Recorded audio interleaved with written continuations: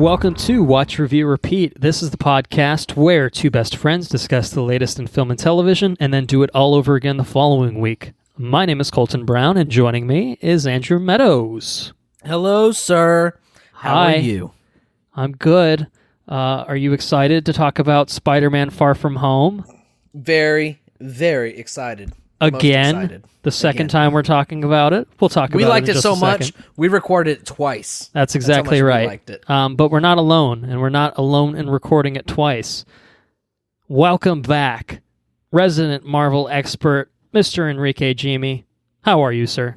Good. Thank you, gentlemen. And I will take full ownership for this second recording. These two gentlemen are professionals, and I am the guest. So this does not reflect on them. So what happened, full disclosure, hopefully this won't impact any timetables on getting it out. We had, we'll talk about something that came out a little bit earlier in the week, but I don't want to get ahead of myself. But yeah, we recorded this. We were trying to get, back on our regular schedule to, feel good about things, and we had some technical issues. We'll say we had some technical issues, unfortunately, with the audio that prevented us from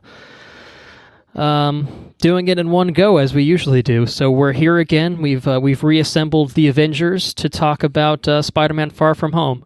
And fortunately, I would say, not to totally spoil our coverage of Spider-Man Far From Home, but there are worse movies to talk about twice. I will say that much. I think it was probably the best episode ever, so it's a shame that they won't get to listen to it.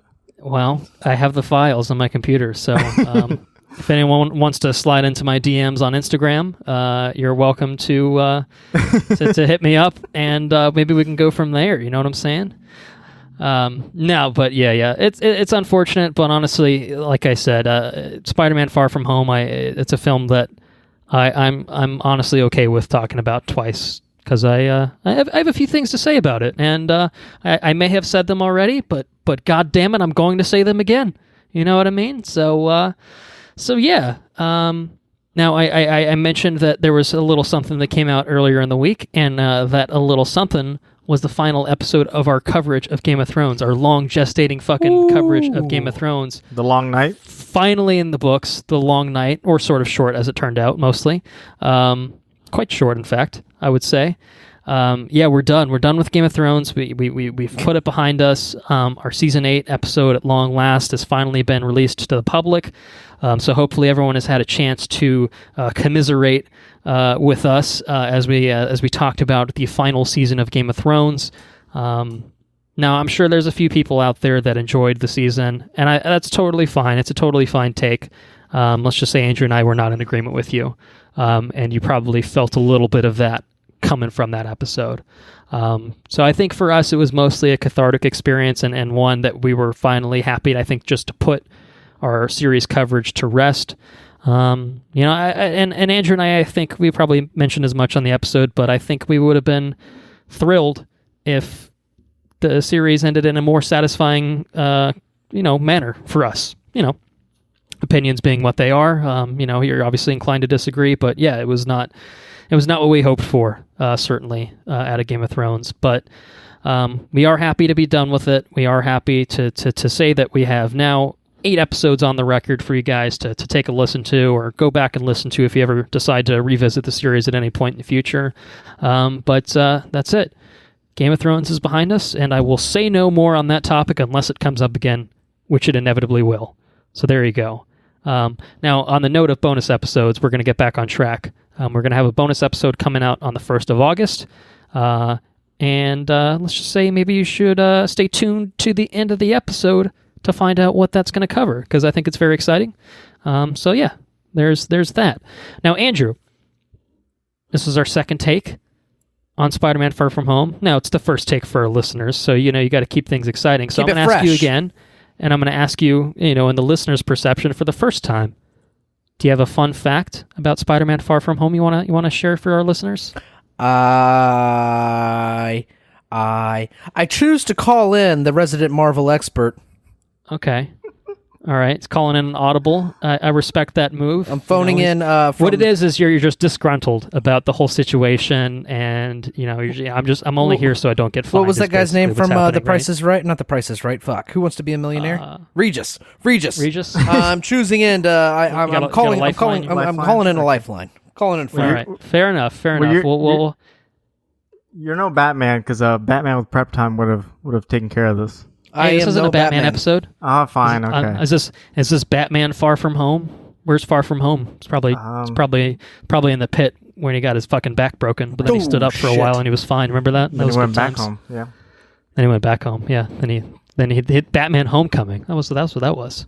Anyway, Henry, do you have a fun fact in Andrew's stead? Well, I had a much more surprising fun fact when I said that I had a Spider-Man tattoo, but you two know that is a false, some fake news, as we would call it. It's true. You tried to deceive us, but we weren't buying it. I've thought about it, and I know exactly where and what I would get if I were to get one. I'm just not inclined to her. And what would you get exactly? What would you get? It would say I would have like on my inner arm, and it would say with great power, like ... Just that. That's it. That's it.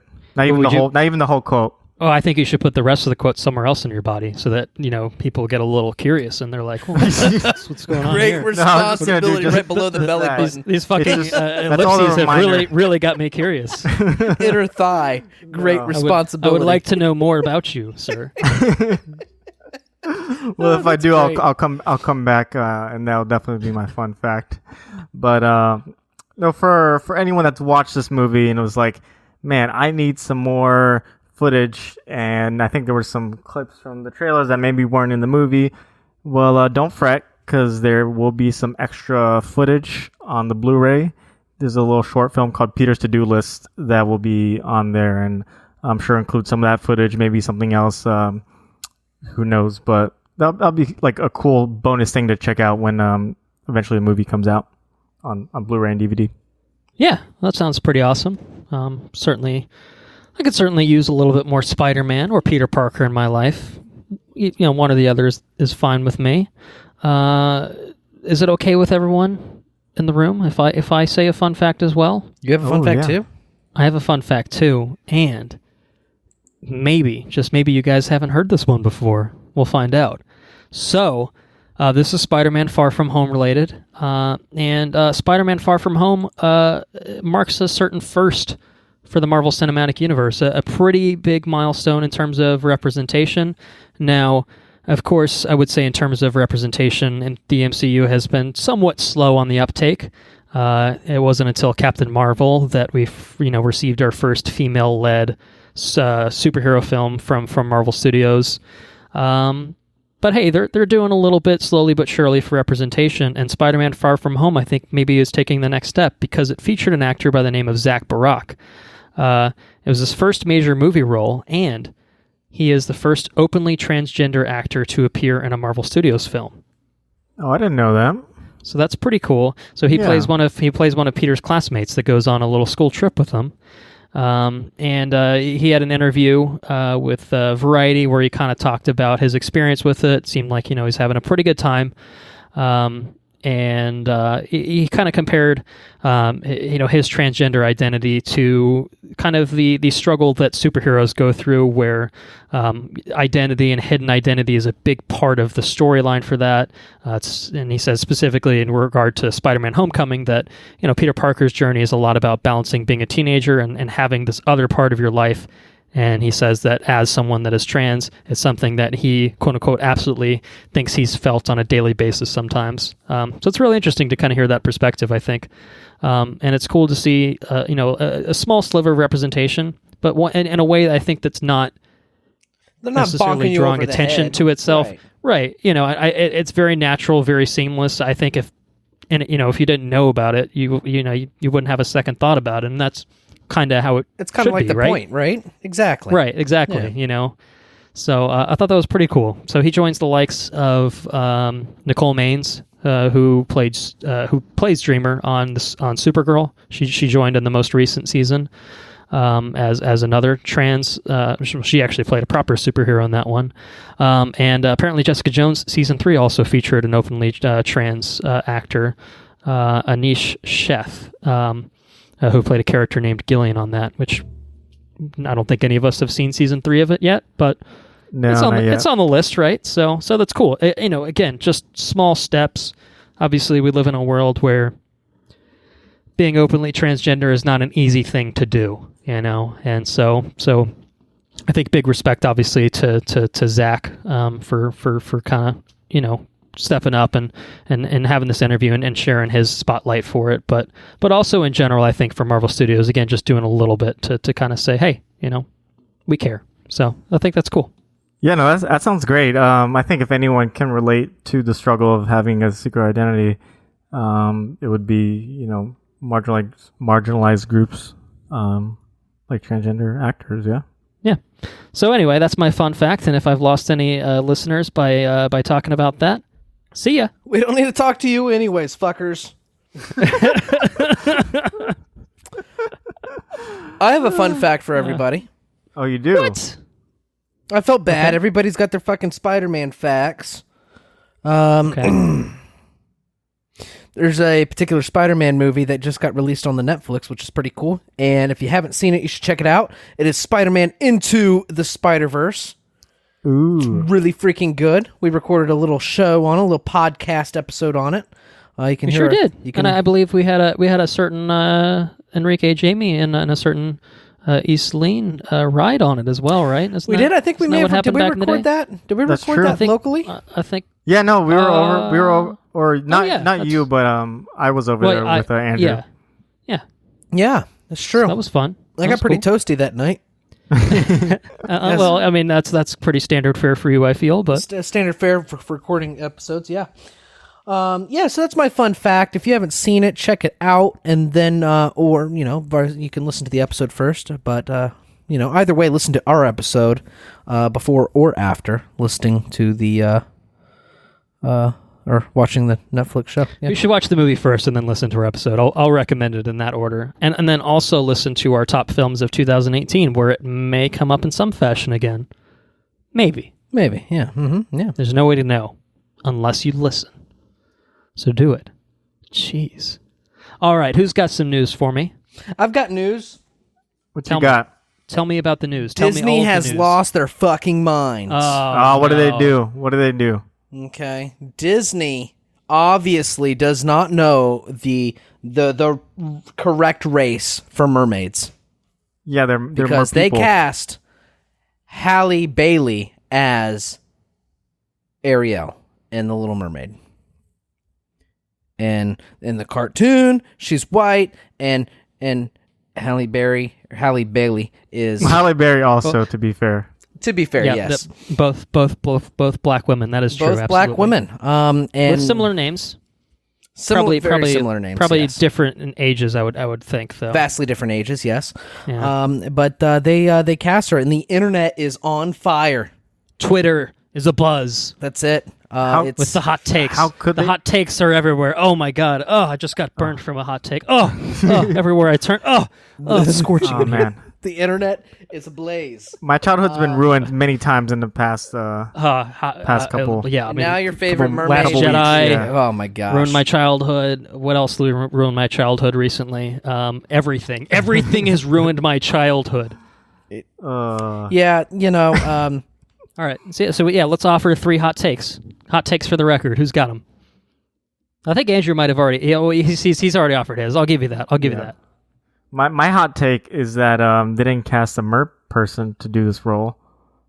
There's not many. There's not many roles for mer people. I just talked about representation and leave it to Disney and then one comes to take one step back and then fucking 18 steps backwards. Go cast that fucking merman or the merman, that merwoman, that mermaid. Yeah. Go find a fucking mermaid. WikiWatchy has all the fucking mermaids. They all live in fucking WikiWatchy, Florida. Go on down and cast one of them. Hey, who wants my hot take? That's a real fact, by the way. All right, my hot take is I have absolutely no issues with this whatsoever. No. bloody going in, making you guys look like villains, and now I look like the savior. The white savior of everyone is here. No. Honestly, yeah, I mean, as always, fucking the internet losing their minds over the dumbest shit possible. And I think we can say that Andrew is not so incensed about this as perhaps some folks on the internet are. No, I think he's not the 80-year-old old man ranting on his Facebook and saying Disney is, a bunch of cuck shills and blah, blah, blah, or whatever, SJW warriors, blah, blah, blah. I think she's actually really well cast for it. Perhaps she may be. Tell me why. Maybe she may be a Mermaid Bae. I don't know. Oh. I think I've seen some fan arts and stuff. I just sent you guys some over in our little chat window thing, and there's one in particular that looks really nice. But yeah, man, I think she looks really good. I think she's gonna nail it. And she's a singer, right?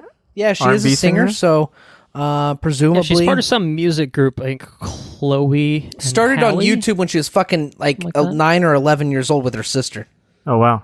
So the sister. That's cool. On YouTube. So she's gone from YouTube sensation to now starring in a major Disney movie, which is fucking awesome. Congratulations to her. That's a fucking step up. That's badass. Yeah, it's really cool. Yeah, good for her. Yeah. I mean, she's enduring a fucking ridiculous amount of criticism. Yeah, but then she can sit on that Disney paycheck too, and probably feel pretty money good. isn't everything. My hope is that she has support around her. That's says, hey, she's fucking got overwhelming tune out the noise. Support. Tune out the noise. Don't listen to that bullshit. I mean, honestly, she's a black woman. She's probably been dealing with it her whole fucking life. To be real with you. So. Yeah, I mean, it's one of those things, and it's a shame that I saw a really good thing, and it said maybe somebody listened to her audition and said, you know what, that's really fucking good. We're gonna cast this person, and that was all it fucking took.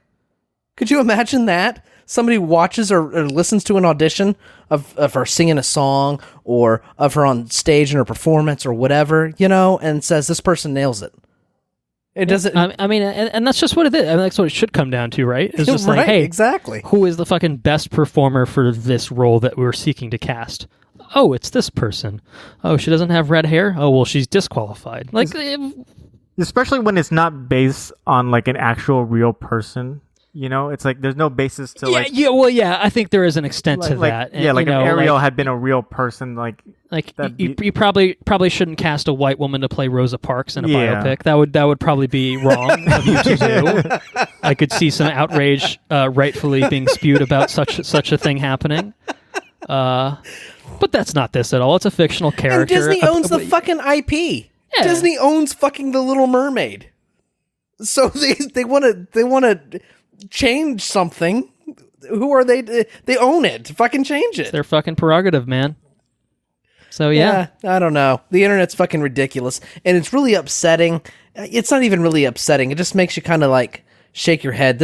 We can maybe edit this out because it might be getting a little too polarizing. I know people. I think I polarized some people at the beginning. I think you're fine. I got people that I know. Oh, people that may personal. Or may not be in like the family, my family. That are like, fucking Little Mermaid takes place off the coast of fucking Scandinavia. Those motherfuckers are white. This little fit that she's a mermaid, but then she loses her feet, so she is a Scandinavian. No, motherfucker, she started out as a fish. She's a fucking fish woman. No.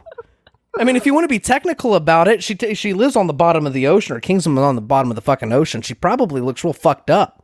Probably That's looks true. Yeah, probably terrifying. She should probably look very fishy looking. Like terrifying, yeah. Terrifying looking. But we don't go that route. No, we want to make them look fucking just stupid. It's just stupid. It's a stupid fucking thing. Anyways, look, I digress. You're not wrong, all right? Okay. So she's going to be joining... Why are so many people stupid? Why? I wish I had an answer for you. It could solve a lot of the world's problems here and now if I could give you a good answer, but I can't.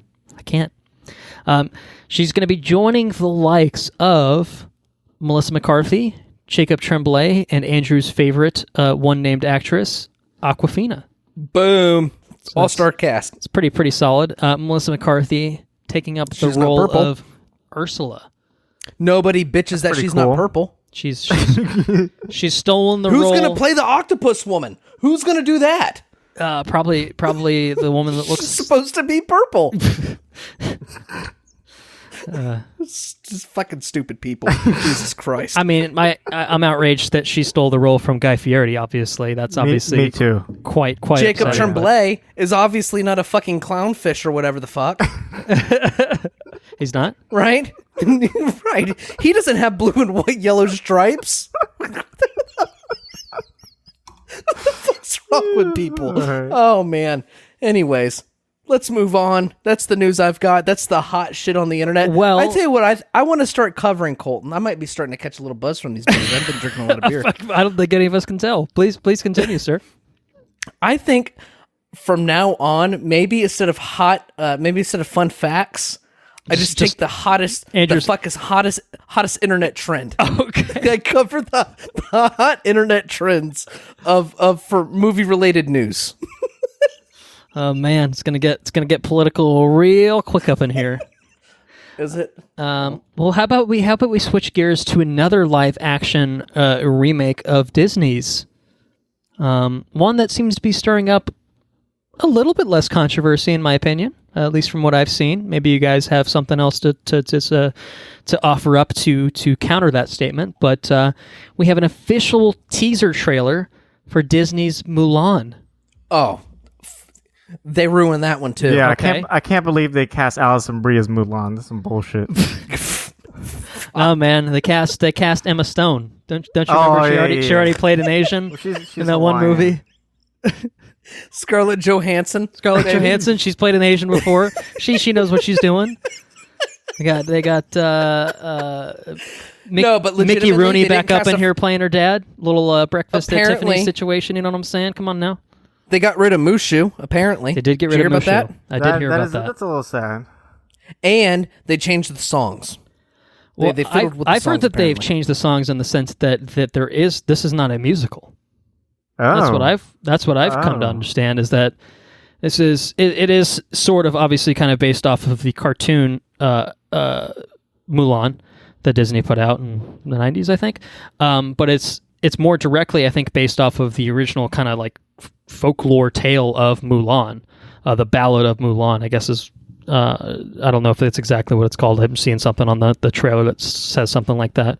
But it seems like they're doing a different take on it compared to just like a lot of their live action remakes that we've seen. I think probably Beauty and the Beast for one, Jungle Book and The Lion King seem to be very much just the Disney cartoon brought to life with, kind of lifelike visuals. And they, like Cinderella, and this one seemed to be doing a little bit something different. I mean, Aladdin added a few new things to it and changed it up a little bit so that it wasn't just straight up the cartoon brought to life. And this one just seems to be just doing like a full on like action movie. Dude. Action Looks fucking period cool. movie. Yeah. Which is kind of an interesting take, I feel. So yeah, well, purely in terms of, I mean, maybe you're disappointed about losing the Mushu, maybe you're disappointed about losing the musical aspect of it, but from what you got from this minute and a half teaser, did it do anything for you? Either of you?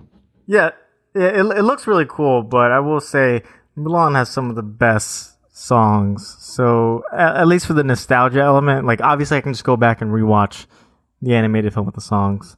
So that's so what they're doing is they're using the songs from the original, but they're just doing symphonic versions of them for the score. All right, so it's which is pretty fucking cool. I think that's cool. No, I think it does have a story that's, I think, good enough to like hold its own, where the music doesn't have to carry the story.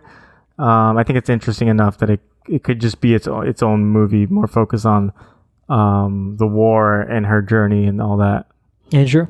I'm a big fan of Mulan. Like you, Henry. I think it has some really compelling songs in it. And yeah, I think it's a really great movie. But I will say that it does tickle a fancy. It kind of, and I don't know if it's going to be this, but I kind of got some Crouching Tiger, Hidden Dragon vibes with it. I don't know if it's just because it's that kind of, I don't know. They're using the same kind of swords and stuff. I don't know. But that's what it immediately made me think of that. Well, it seems certainly like a it's got kind of an epic scale to it. It seemed like from the trailer. As it should. I mean, she's taking on the Mongolians, right? And then she's taken on during this. Yeah, it's really fucking cool story. So yeah, I'm all about it. I think they're taking it in a very cool direction. And it doesn't feel like they're trying to, in some cases they try to take a portion of what it was and blend the two into a new vision. Seems like they're kind of just taking the core story and just taking it in a completely different direction, stylistically and everything. I think that's cool, really cool because for me, I do think that's cool. Like it's not like, look, I'm looking forward to The Lion King. I think it's going to be awesome. I think Johnny V is going to deliver the goods. But for me, I would say I find with a lot of the live action remakes they're doing / are doing, like Dumbo was Dumbo, for its credit, I guess was different, but it was bad different. And I guess this one could fall into that trap, but at least Dumbo did try to do something that wasn't just the cartoon brought to life. For my money, I kind of feel like you need to add something a little bit to it to give it a different flair, different flavor to it. A different interpretation of the entire I think story. that's fun. That way it kind of justifies its existence. Otherwise, it's just kind of like, well, I mean, the cartoon's right there. Like exactly, yeah. You're probably not going to top that if you just try to make a straight up remake of it. You know what I mean? Like. It's not that it wouldn't be enjoyable. It's not that it wouldn't be fun. Like I think the Beauty and the Beast remake is totally enjoyable, good fun. But on the whole, it's basically just the cartoon with like 1 or 2 extra songs, and the cartoon is still better. It's just kind of like, well, there wasn't enough to justify it being exactly the same for the most part. Right. I think if you had done a little bit something different with it, you could have spiced it up in a way that would have made it more interesting, a little bit more compelling to watch. Now, the flip side of that, obviously, is if it's really great to begin with, why, don't touch it. Yeah, if it ain't broke, don't fix it, I guess is kind of the mentality with that. And I think that's also true. And Disney obviously has a lot of classics under their belt.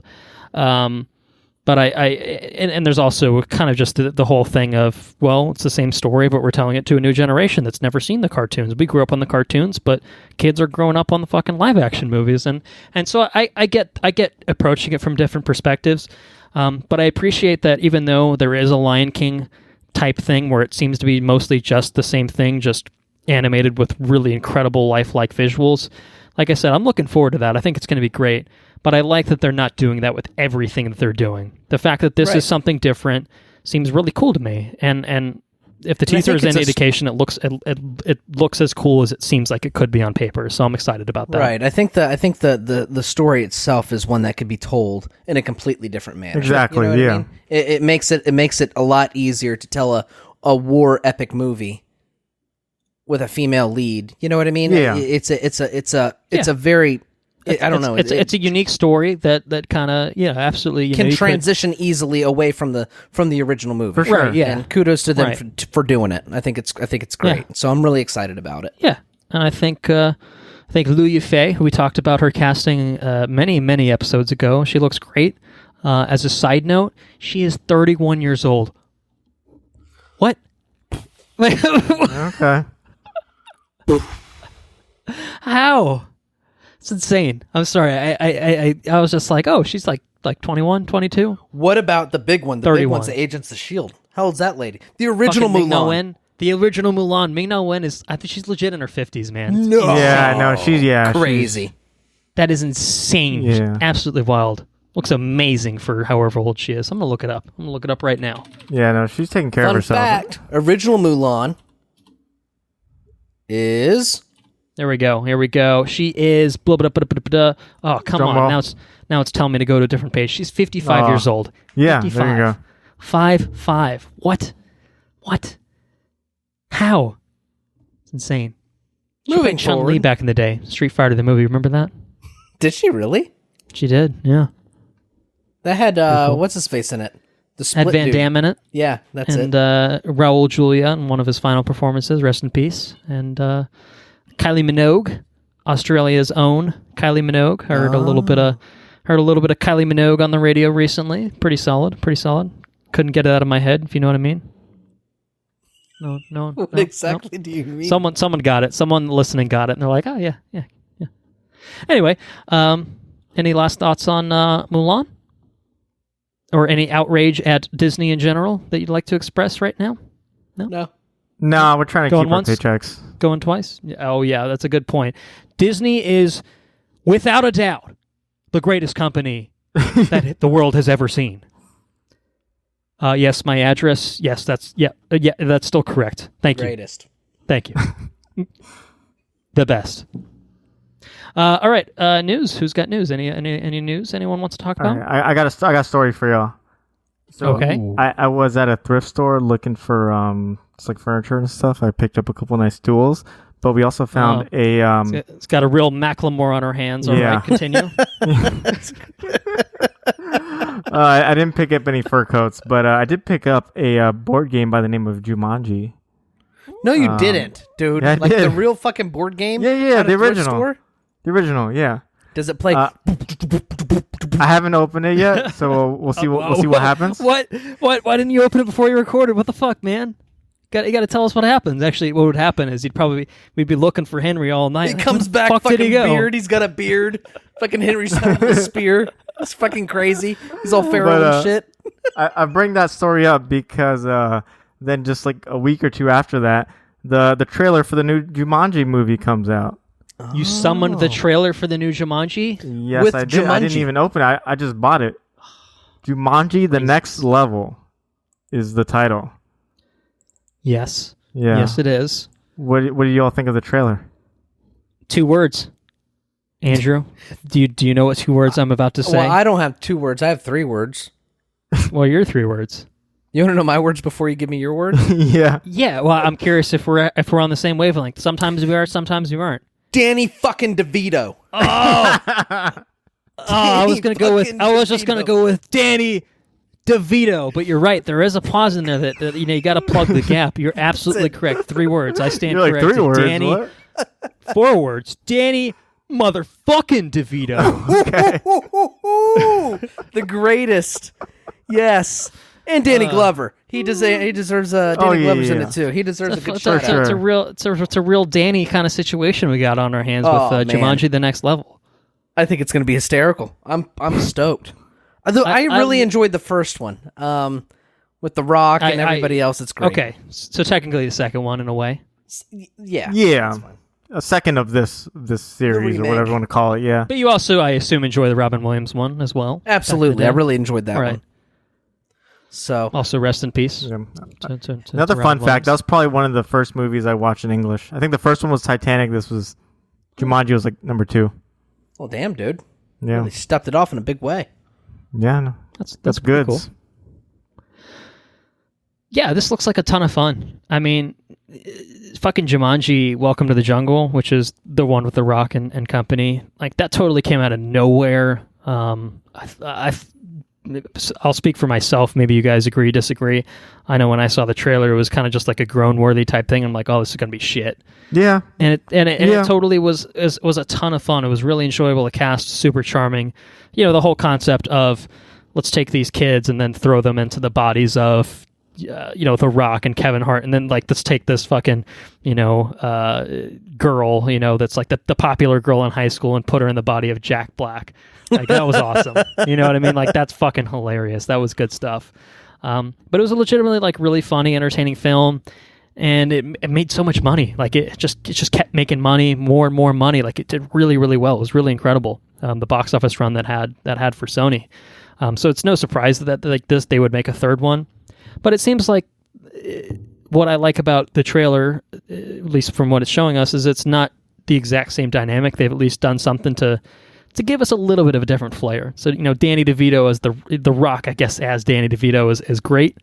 And you got Kevin Hart as Danny Glover, or vice versa. I guess I don't know which makes more sense, but like that's really fun. That's a fun dynamic. They've got a different person playing Jack Black this time, where Jack Black's playing a different person again. Whatever, it's all the same thing.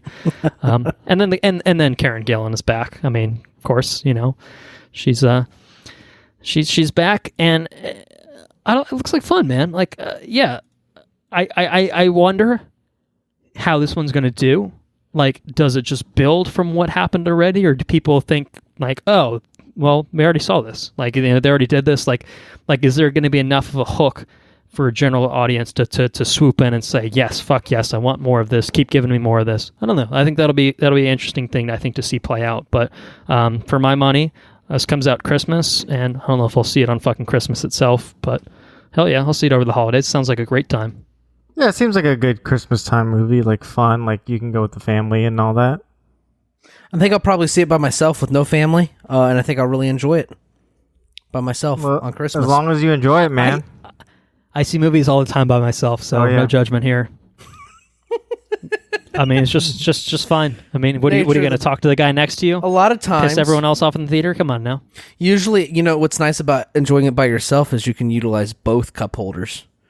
Usually, I'm double fisting playing up. It's a real man spreading situation you got there, Double brewskis with chicken and waffles from the movie theater. Double fisting them bad boys. little double Long Island iced tea action. Sometimes it happens. Don't judge me. I don't doubt it, sir. I do not doubt it.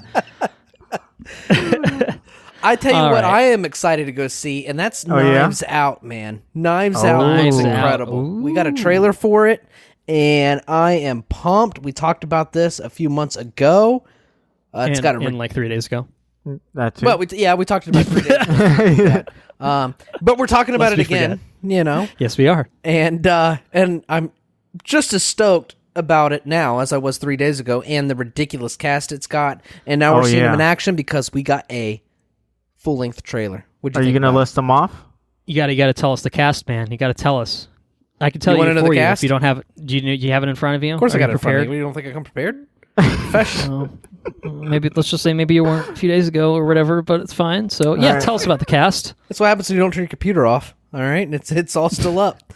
Fair enough. All right. Sounds like I hear some typing. Are you just delaying so you can pull it up and pretend like you're all swatted? He's ready. Okay. All right. Tell us. The beautiful Joy Anna de Armas. It was better on take one. I will admit. You got that one Anna de Armas. You got that one right the other day. Yep. Anna de Armas. Nailed it. Also known as Joy from Blade Runner 2049. She's in this, and she is starring as Martha. We got Chris Evans as Ransom Robinson. We've got Daniel. Robinson? That's a fucking cool name. That's a hot shit name right there. What about Daniel Craig as Benoit Blanc? Oh. Is it Benoit or is it Benoit? Is it Benoit?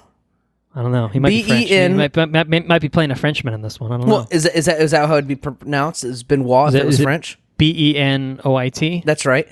Should probably Benoit. Benoit Blanc. Benoit Blanc? Benoit Blanc. Yes. Pretty badass. We got Catherine Langford. They didn't bother. She must be playing herself, maybe. I don't know. They didn't fucking person next to her. Probably not, but yeah. Hey, man. It's all about that smile, man. That damn smile. We've got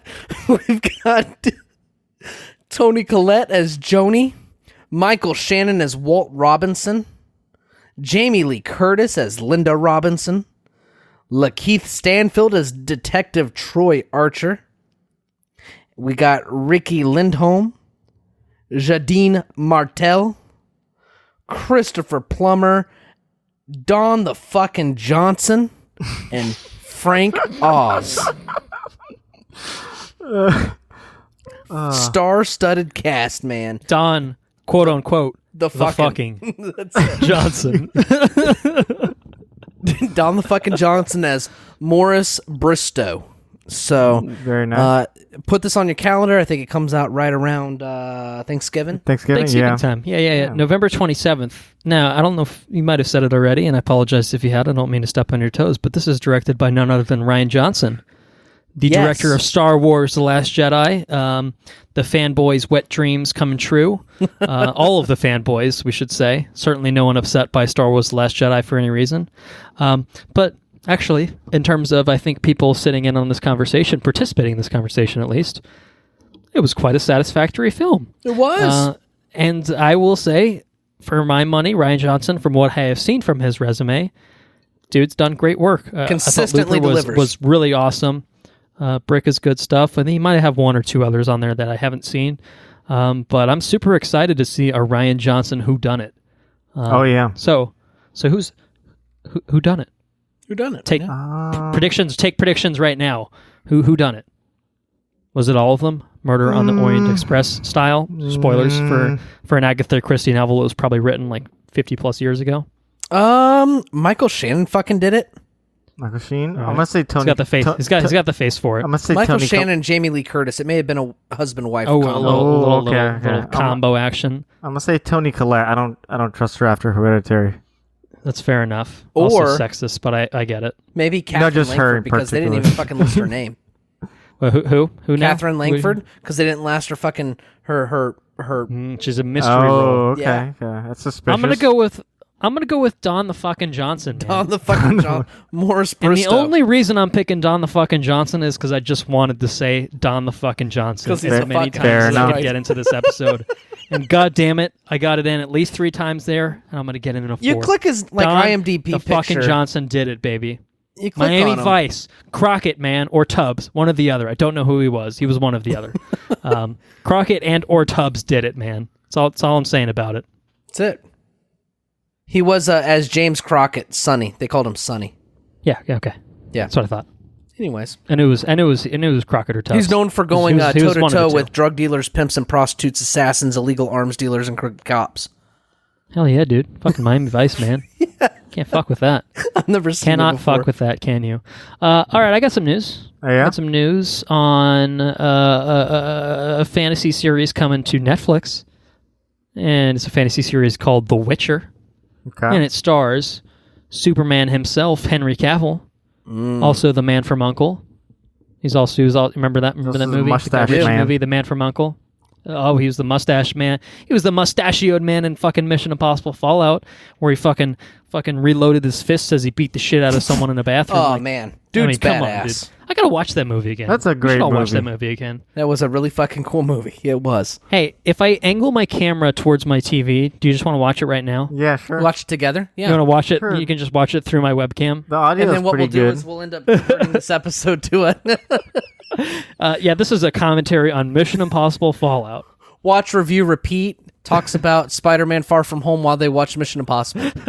So anyway, Spider-Man swung around a bit. Yeah, it's fine. Holy shit. That guy just reloaded his fists. Listen, if anybody's going to play Geralt of Rivera, I don't want to act like I know about a lot Well, about you it. already fucked up a pronunciation, so that's a I'm surprise. sensing a little bit of that you might not know what you're talking about, but continue. But I've played a little bit of it. I played enough to know that the Well, I'll dude's a tell you, badass. his name was Geralt of Rivia, Ooh, very nice. but you may continue. And he's badass. He's got a badass. silver sword and a regular sword. Well, he's only got one sword in the series. Oh, for real? You don't want to know why? Why? 'Cause it's based off the books where he only uses one sword, you dingus. Is it just Don't silver? you know anything? Does he just use well, a that's a silver good sword? question.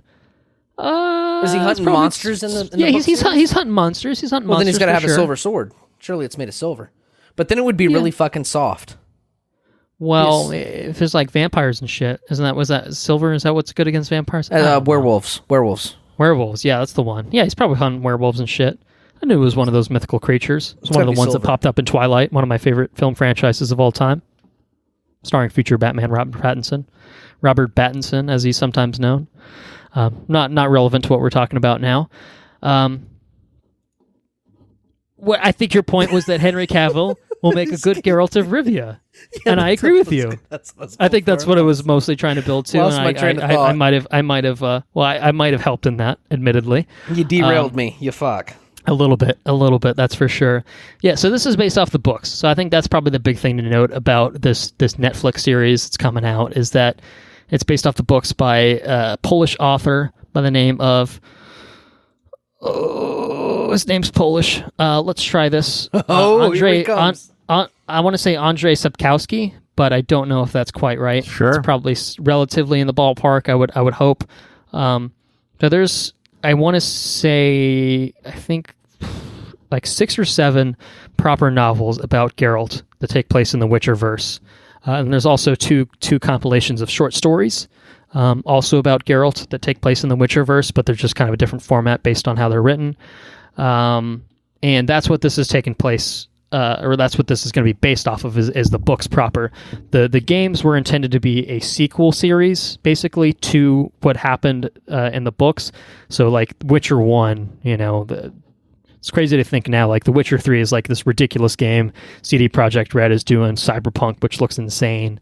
But like, once upon a time, they were, a quaint little studio working on The Witcher 1, which was, a sequel to these, kind of widely renowned, I think, books in Poland.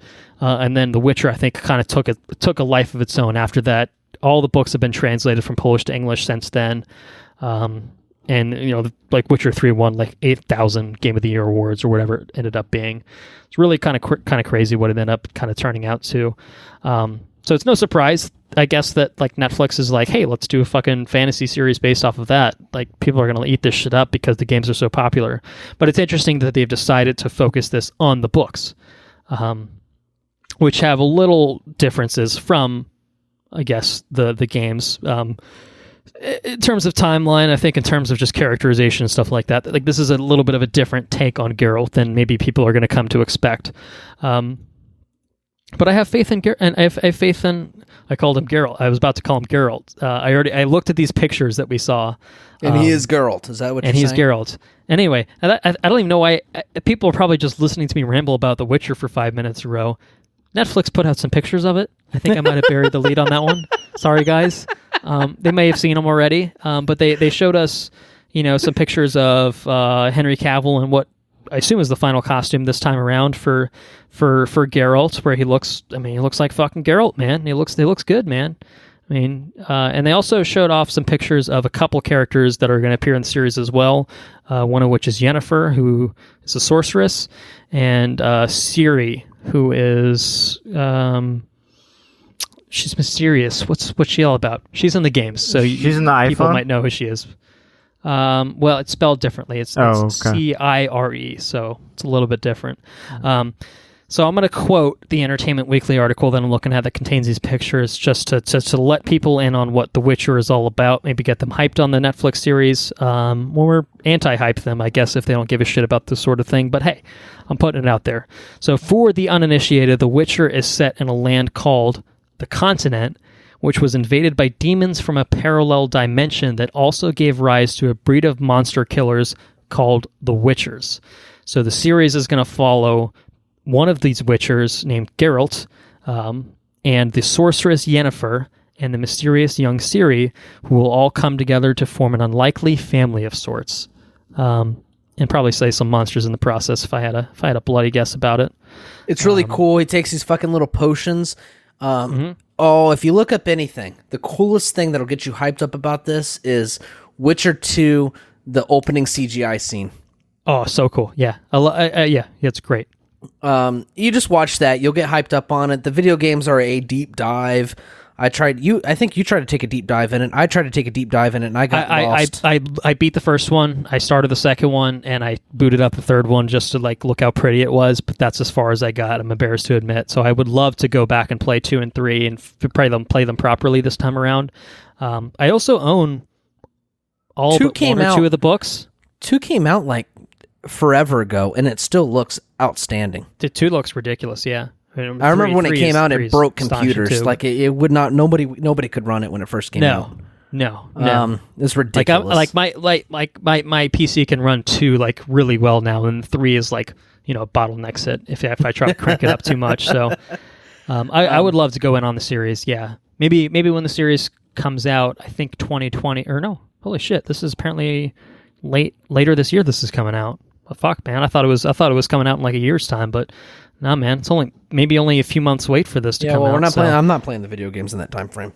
You can. Well, I will say that if it comes out, I might get in the mood for it. Is all I'm saying about it. I hope that it itches all the itches of playing the game. You know what I mean. It's a really cool series, though. I'm all about it. It's just those deep RPGs, man. They're hard to. I don't know. I struggle with it. But anyways, moving forward. Anyway, let's keep this thing bloody rolling. Henry, you got any news over there? Yeah, I didn't have any context for that one because I haven't played the game or watched the movie. So I'll probably wait to see if. Sorry, Andrew and I just had a conversation without you. I apologize for that. I had nothing. We got overexcited. I had nothing to contribute, but if you two watch it and have good things to say, I'll definitely check it out. The only thing that I saw was that the Netflix. I assume this is the official Netflix poster of The Witcher, it's just a picture of Henry Cavill like looking out into the sea with like his ass It's a butt shot. and some chaps. I'm like, is this trying to compete with Chris Evans or what's going on here? Yeah. Well, he's trying to be the continent's ass. Okay. Well, maybe that'll do something to get some people going. We'll see. Probably might be working for some people. You never know. Yeah. You never know. They should cast me as the Witcher. I've got some fucking bonker glutes. Some fucking See, you got one. Got one glorious already. glutes. That was it. Glorious glutes. Well, I have some news unrelated to Andrew's glutes. All right. This is also has a little short story to go with it. So I borrowed a movie from Andrew called Akira. It's like a 1980s Japanese anime movie. It was very influential for its time, just for the animation and kind of the storytelling that it did. But I did not watch it. I give it back to him, and then I borrowed it from you, Colton, and I did watch it. And also after that, they announced that it will get a nice 4K remaster, but more importantly, it's getting a new anime adaptation. And I think you had already talked about how there's a live action adaptation in the works. This is like a new anime, more about the manga. Are we talking about the movie being directed by Taika Waititi? Yeah, the live action one is is your friend. I'm sorry. What did you say? What did you Taika Waititi? say that again? Taika Waititi? Taika Waititi? Yeah, that's the live action one. Yeah. So, well, we did talk about this on an episode that the listeners are unlikely to hear because it is not listenable. But yeah, I don't know if we've actually talked about the live action adaptation that's supposedly like officially off the ground with us before. We might have mentioned it once. Wait, twice who is past, this? Who is it by? Well, I don't want to steal Andrew's thunder. Please, once again, for the listeners. Taika, you fuckers. Taika Waititi is directing. Taika Waititi, the guy that directed Thor Ragnarok. It changes every time. I think that's the beauty of it. And one day he'll get it right. The gentleman who directed Thor Ragnarok, Taika Waititi, yes, is directing a live action Thor Ragnarok, developed and directed by Taika Waititi. Taika Waititi. No, it's Taika Waititi. What's his name? I'm obviously mispronouncing his name. What's his name? Tahini Waititi. Tahini Waititi? No, you're Tahini Waititi. We're just saying food names at this point. You fucks. You know what I meant. What's his name? What's his name? Martha. Taquita. Why did you say that name? Waititi. All right. Taika Waititi. Is that the man? Is that the man of the hour? Waititi? Taika? Taika. I like Takiti. Taika Waititi. It's got a nice flow to it, man. Oh, yeah. I love it. New name, Taika Waititi. Where were we? I'm sorry. I lost. The anime, the live action. I'm gonna blame Andrew for derailing me. I think what goes around comes around. One of the adaptations. Oh yeah, so he's doing a live action adaptation. Yeah, I assume of the manga. I would guess, but it also might be stylistically similar to what the 1988 film was. Movie, yeah. So this is a quote from Wikipedia, which is the most reputable source of information on the internet, as we all know. Oh yeah.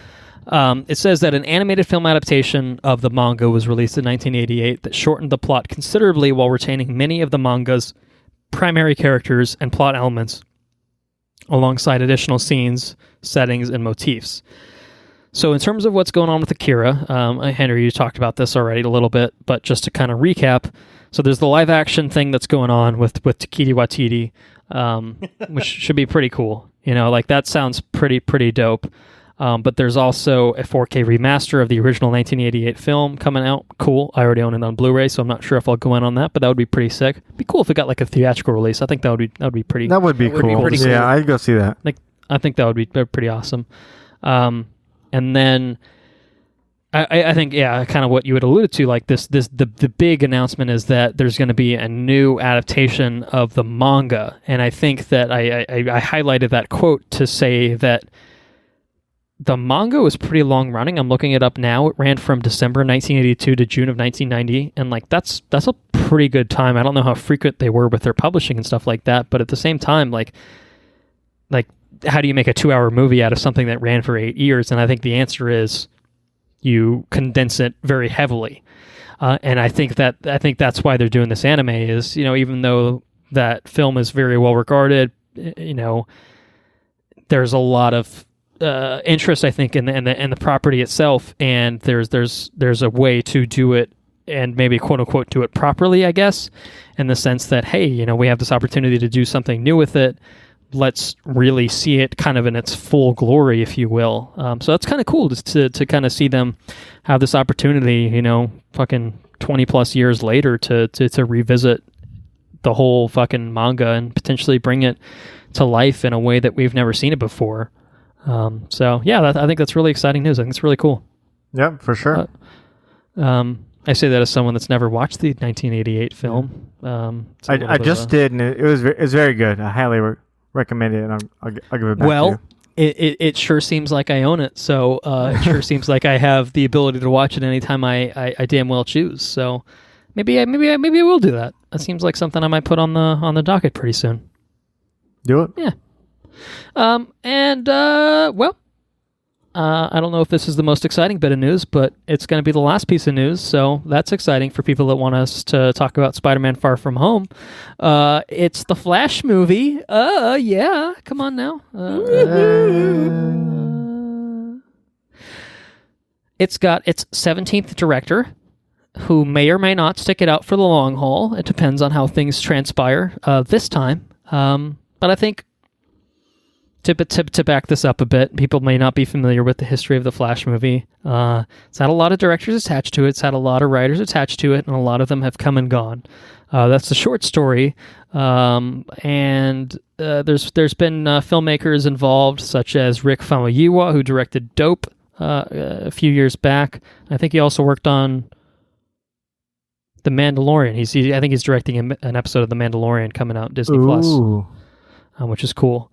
But he left the project a while ago. He even showed up on stage at Comic-Con once upon a time and was just like, this movie's going to be the dopest shit ever. And then see ya. It still hasn't happened. Also, I think most recently, prior to this development, John Francis Daly and Jonathan Goldstein wrote a script for the movie, were supposed to direct it, and these two cats had fucking written the script for Spider-Man Homecoming. All right, so that's a tie-in right there. That's a Spider-Man connection for you guys. They also, I don't know if they wrote it, but they directed Game Night with Jason Bateman and Rachel McAdams. Have you guys saw that? No. I've heard good things, but I haven't seen it. Yeah, it was a fun movie. And they're gone anyway. So that's long story short. They're gone. In is It Chapter 1 and It Chapter 2 director Andy Muschietti. And he's in talks to direct it. There's apparently going to be a new script for it, which is to be penned by Christina Hodson, who has written the likes of Bumblebee, which I think Andrew and I said we enjoyed quite well. Yeah. And she's also writing the forthcoming Birds of Prey movie, which also features the emancipation of one Harley Quinn. Which is apparently part of the title, I think, unless they've dropped that. Hopefully they've dropped it by this point. But so yeah, little reshuffling going on this project. A new writer, new director. Things are a little bit different. Ezra Miller apparently still attached to play this, following his brief role in Suicide Squad and his slightly more extended role, but not that much role in Justice League. And also was he? Oh, he was in Batman v Superman and the fucking emails, the Lex Luthor emails, right? Yeah, classic, real classic and his like dream sequence kind of thing. Oh yeah. Right. Lois is the key to what? What are you fucking talking about? What the fuck is this? What movie am I watching? Went absolutely nowhere. What? Yeah. So anyway, the Flash movie. I mean, obviously there's been a Flash TV show going on for a bit, which seems to be pretty popular. Diminishing returns, perhaps for some, myself included. But does this excite anyone? Ezra Miller involvement, Andy Muschietti directing, Christina Hodson writing, any of that? Andrew, you had some pretty good ideas for a Flash movie. Yeah, I'll tell you about my Flash ideas. We talked about this a couple days ago, and I'm gonna Did we now? I'm going to stick behind it. I think it would be really. I think Flash inherently. I think the TV show has demonstrated this. Flash is a pretty broken character. He can run so fast he can go back in time. He should. On paper, Yeah. he is very broken, absolutely. Right, He's yeah. usually right away for someone to just walk out of the room and he's like, shit, how did he get out of here so fast? I'm like, dude, Well, he you can fucking vibrate- time travel. he can time travel, You can he run can so fast you can time travel. Like vibrate you should, through You should fucking never matter. lose a fight ever. No, right. So, I think it would be cool if you have almost like a reimagining of Back to the Future told by the Flash. Like the Flash sets up his own problems because he runs so fast, and maybe the first movie he's fighting somebody or learning his powers or whatever, and he pops up in the past, right? And then cue the second movie where he's got to get back to the future, and maybe by the time he gets back to the future, he realizes he fucked everything up, and then the third movie he's got to correct all his mistakes and stuff. I think that'd be cool. You have a little trilogy told by the Flash, and it's not necessarily him fighting anybody, because if he fights anybody, he should win, right? But Yeah, well, I mean, unless he fights someone that's faster than him. which is stupid. That's some stupid shit. You know, but That's usually how it goes. It's like, look, I'm the fastest man alive, except for But everyone I'm else that's faster. right, it's stupid. You know, so I think it would be cool if he was hindered by his own you know, it was more of a character piece. Yeah, I can get run you. fast, you know, and I The do villain, this and the that. villain is that he's fucked up the timeline. So he is Yeah. his own villain. Right, and he's got to correct his own shit. I think that would be kind of cool. Back to the Future-esque story, modern Back to the Future, told by a superhero, which is pretty cool. And I think that sounds interesting. Well, I like that. And as a side note, I don't know if it's really a side note. It's actually kind of mostly directly responsive to you. They did court one Robert Zemeckis to direct the Flash film and its long gestating cycle of development. He, of course, being the director of the Back to the Future trilogy, so it's perhaps really cool. Not, yeah. So maybe WB is feeling the same way of, hey, this is kind of the tone we should strike, or something like that. I don't know.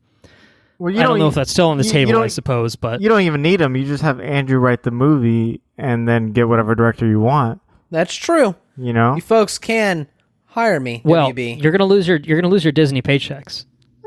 Are you? I mean, Brolin you think- does both. He can that- pull. Right. He can pull a James Gunn and just do Look, both. writers don't get paid shit, so you might want to Oh. push the directed as well. That's all I'm I gonna say will about push it. to Just go for direct it, both. Yes. Yeah, I will do both. Do it all. All right. As Well, if long you as- do that, as- then I as- think that'll be acceptable. Yeah, well, I'd had to bring some additional people in. I'd had to bring the comic book. I had to bring our comic book expert, resident comic book expert Henry, on board to make sure we're in line with power levels and stuff like that. Yeah. And Anyone Colton, else? Do you think you'd bring anyone else into it? I'd bring Colton Brown into it because I can't spell, I can't write, I can't even. I So, can barely read. all right. So I'll write the script for you. Is that what's that's going on? I'm going to transliterate it. And I'm gonna, the idea. I'm gonna pick your brain and be like, all right, I will convert this into legible English. That's it. I think we might be onto something then. I like this. I like it. But we can get it done, and we could probably get it done better than past DC movies, I would say. Well, that's for once in a watch review repeat fashion. I don't think that's a hot take. You know, it's a bold statement, sure, but I don't Give know, us a man. try, I think we could do WB. it. Give us a paycheck. Give us a budget. And let us try. Who's listening over there? I don't know what's going on with their leadership. I think their president likes to have scandalous affairs and stuff like that. But hey, man, he probably got fired by now. He's probably been replaced. So whoever replaced him, we totally know who you are. We're just messing with you. You're yanking your chain. Give us a call. Watch, review, repeat. 1-800 watch review repeat. I think that's the number, right? Got a hotline. Yeah. 1-800 watch review repeat. Give us a call. All right, that's it for the news. Who wants to talk some fucking Spider-Man? like to talk I do. Spider-Man. Talk some Yeah. Spider-Man in here. Yeah. Well, let's talk about Spider-Man Far From Home then. It was written by Chris McKenna and Eric Summers, directed by John Watts, returning from Spider-Man Homecoming. Stars Tom Holland, Samuel L. Jackson, Zendaya, Kobe Smulders, Johnny V. Favreau, J.B. Smoove, Jacob Batalon, Martin Starr, Tony Revolori, with Marissa Tomei and Jake Gyllenhaal. Peter Parker, also known as Spider-Man, is recruited by Nick Fury and Mysterio to face elemental threats from another dimension while on a school trip to Europe. Can I get a drum roll for a little box office breakdown action? Box office breakdown. That was nice. Excellent delivery. That's very good. I want some excite truck guitar solos. Yeah. Fucking power chords all day, baby. Power chords all day. Oh, shit. Domestic box office. Did pretty well. This opened on a Tuesday, which is weird. It opened in front of the July 4th holiday. Some of us may have seen it on that July 4th holiday. Cannot confirm nor deny at this point in time. Actually, I can. Henry and I saw it on the 4th. It's fine. It is the largest Tuesday opening ever. At $39.2 million. It's not bad. Not bad if I do say so myself. It is also the largest 6-day opening ever for a Tuesday release. Again, Tuesday, a pretty non-traditional day to release films, so probably a pretty small sample size for that. But it topped the likes of the Transformers film from 2007, the old Michael Bay classic. Actually, probably the only one in the franchise still worth watching. If you're bored, it's all right. It's totally all right. Which debuted in its 6-day opening with $155 million. Spider-Man Far From Home not only took in $93.6 million on its opening weekend from Friday to Sunday, including its full 6-day take, it made $185 million in North America alone. Damn. All right. Pretty good. It's a pretty good number for it. Certainly. Worldwide, it is at $580.1 million, with a good amount of that obviously coming from North America, and also a good chunk of that coming from China as well. China loves them some Spider-Man, it seems. Maybe they have good taste, maybe they don't. We'll talk about it, I suppose.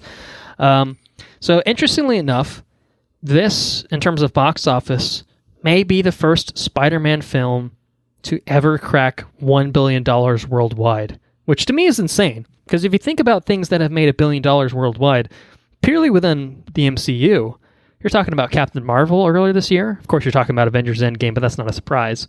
You're talking about Black Panther last year, which more than cracked $1 billion worldwide. Like, you've had some real movies in there that Iron Man 3, right? Like there's some movies in there you wouldn't think $1 billion for. And when you think about Spider-Man, like, this is a fucking massive comic book character. In my estimation, probably one of the most popular characters in general, I would think, in terms of just pure public recognition. Yeah, I've seen a chart where it actually had Spider-Man as the number one, like, most profitable superhero above Batman, Superman, all these other, like, Iron Mans. Like, and that would have been before this movie? Which is interesting. Before this movie, yeah. Well, and that's just it. It's just kind of just like, how the fuck has Spider-Man never cracked $1 billion? It's not like he hasn't done well in the past. Like, Spider-Man 1 did really well for the time that it came out, and so maybe you can point to the time of release for that as something that came out 20 years ago when you weren't in the heyday of superhero films or anything like that. Spider-Man 2 did really well too. Spider-Man 3, interestingly, I think is the highest grossing worldwide release of a Spider-Man film ever. But after that, it's just kind of like not really even getting close to $1 billion. I don't know. Anyway, what I'm trying to say is, hey, Spider-Man, you'd think would fucking make a gazillion. You think it'd print money, man. You think it would fucking print money, and for some reason it doesn't. But Spider-Man: Homecoming was not only a really well made film and a really enjoyable film in my estimation, but it was one that did pretty well. It was the second highest grosser for the franchise, falling short of Spider-Man 3 by only $10 million, and that was coming off the heels of the Amazing Spider-Man franchise, which kind of poisoned the well in its own way, if you ask me, and probably a lot of people. Anyone with good sense would say that anyway. So that's the box office for Spider-Man Far From Home. It's doing well. I think that's the bottom line, and good for it. Or maybe it's bad for it if you don't like it, I guess. But why would you? Because it's a pretty good film, in my opinion. But we'll get into it. I want to hear what you guys' opinions are on Spider-Man Far From Home. Tell me about it. Did you guys like it? Now, and bear in mind, we're going to do non-spoilers for this. And I'll go ahead and issue a flat warning before I know I asked you guys a question and now I'm just cutting you off at this point. But yeah, fuck. As a general thing to say about Spider-Man Far From Home, and this is to anyone that's made it this far in the episode that hasn't seen the film, you can listen to our non-spoilers coverage, not an issue at all, but I would recommend that you watch Avengers Endgame before you watch this film, because it really does a lot to set up the state of the world as the beginning of this film, the where characters are, why they are where they are, mentally, emotionally, some cases I suppose physically. Like, there's a lot that Avengers Endgame does to really set the stage for this film. And also just go fucking watch it. I don't think I need to tell you twice really, but I am anyway, because Avengers Endgame is absolutely worth your time. We wouldn't have talked about it for 7 hours with 900 guests, back in the day, a couple months ago, if it wasn't something worth that sort of investment. So, for one reason or another, go watch Avengers Endgame and then go watch this film. And if you don't want to do that, that's totally cool. Hey, you do you, I suppose, but that's certainly my recommendation. Now, all that behind us, I will ask you guys again for your opinions on Spider-Man Far From Home, and I will shut up at this point. So anyone that wants to take it away, feel free. I think it was trash. Mate, man. I said I was going to shut my mouth, but now we're going to have to fight. We're going to have to fight. No, I'm completely kidding. I really enjoyed this film. Oh, I got my keys. I'm already driving down. I am a big Spider-Man fan. If that tattoo reference wasn't an indication, but I where's the second half going to be? We still need to know. Well, to be determined. Okay, but keep us posted. Did I get you a cup with the Spider-Man quote on it? You did. I have it. Ooh, yeah. Thank you. But pretty solid friend right there. And not only Spider-Man. It's a real Ned Leeds over there. If you say, I would say he's the man in the chair. He's that man. But I really like this Spider-Man. I think he's a great mix of what Peter Parker should be and what Spider-Man should be. He's very quippy. He's very funny. This is a very funny movie in general. I think this is probably the funniest Spider-Man movie that I've seen. There were a lot of just straight up laugh out loud moments in the theater. And funnier than even Homecoming, would you say? I think so. I think Homecoming was funny, but this one really had me just straight up laughing and ruffling. I was rolling on the floor, man. That's a you shouldn't do that. You shouldn't do that. I should go take a shower. But he's also a great Peter Parker. I feel like he really understands both the actor but also the character, the whole responsibility bit. And this movie is all about the responsibility placed on you from someone else because of the events of Endgame. And I think Tom Holland in particular, but obviously through the script and direction, I think he just makes a great complete package of Spider-Man. I think I'd agree with you. I think that Tom Holland. I think we may have talked about this in Homecoming. We covered Homecoming, surely. I think we did. We did. We did a big episode for the Marvel Cinematic Universe Phase 3 in the build-up to Avengers Infinity War, all the way back in 2018, if you can remember that far back. And we talked at length about Spider-Man Homecoming, and it was a lot of gushing. I listened back to it about a week ago before I watched Far From Home, because I wanted to get a sense of where we all were before we came into this episode. I fucking love Homecoming, as a side note, and I expressed as much on that episode. Yeah, but I got a good sense that all of us really enjoyed Homecoming. So we're probably looking forward to this. The internet has my receipts on what I think the best individual movie is for Marvel. I really enjoyed Black Panther. But You are the Black Panther. I am after the all, Black so yes. Panther, so therefore I thoroughly enjoy the Black Panther. But A little self-aggrandizing, if you ask me. But yeah, sure. I will say that I think that viewed as a whole, from Tom Holland's inception in the MCU, through Homecoming and now through Far From Home, I think that the adventures of Tom Holland or Peter Parker, I should say, are I think they're the best in the MCU. I really enjoy. I just really enjoy Tom Holland as fucking Peter Parker. I think he nails it. I think he's nailed it in all three. Or has he been in 3 movies now? 4? It's been I guess in- it's 5. Is it 5 5 now? movies. Technically? Okay. Yeah. Well, yeah, Civil anytime- War, the anytime 2 the- Avengers, and this 2 solo films. Yeah, So 5. anytime the dude's on screen as Peter Parker, I think he just really crushes it. You get the feeling that he's a teenager with these incredible powers and this incredible responsibility that's put on him, and he's completely beside himself in the kind of situations that he finds himself in.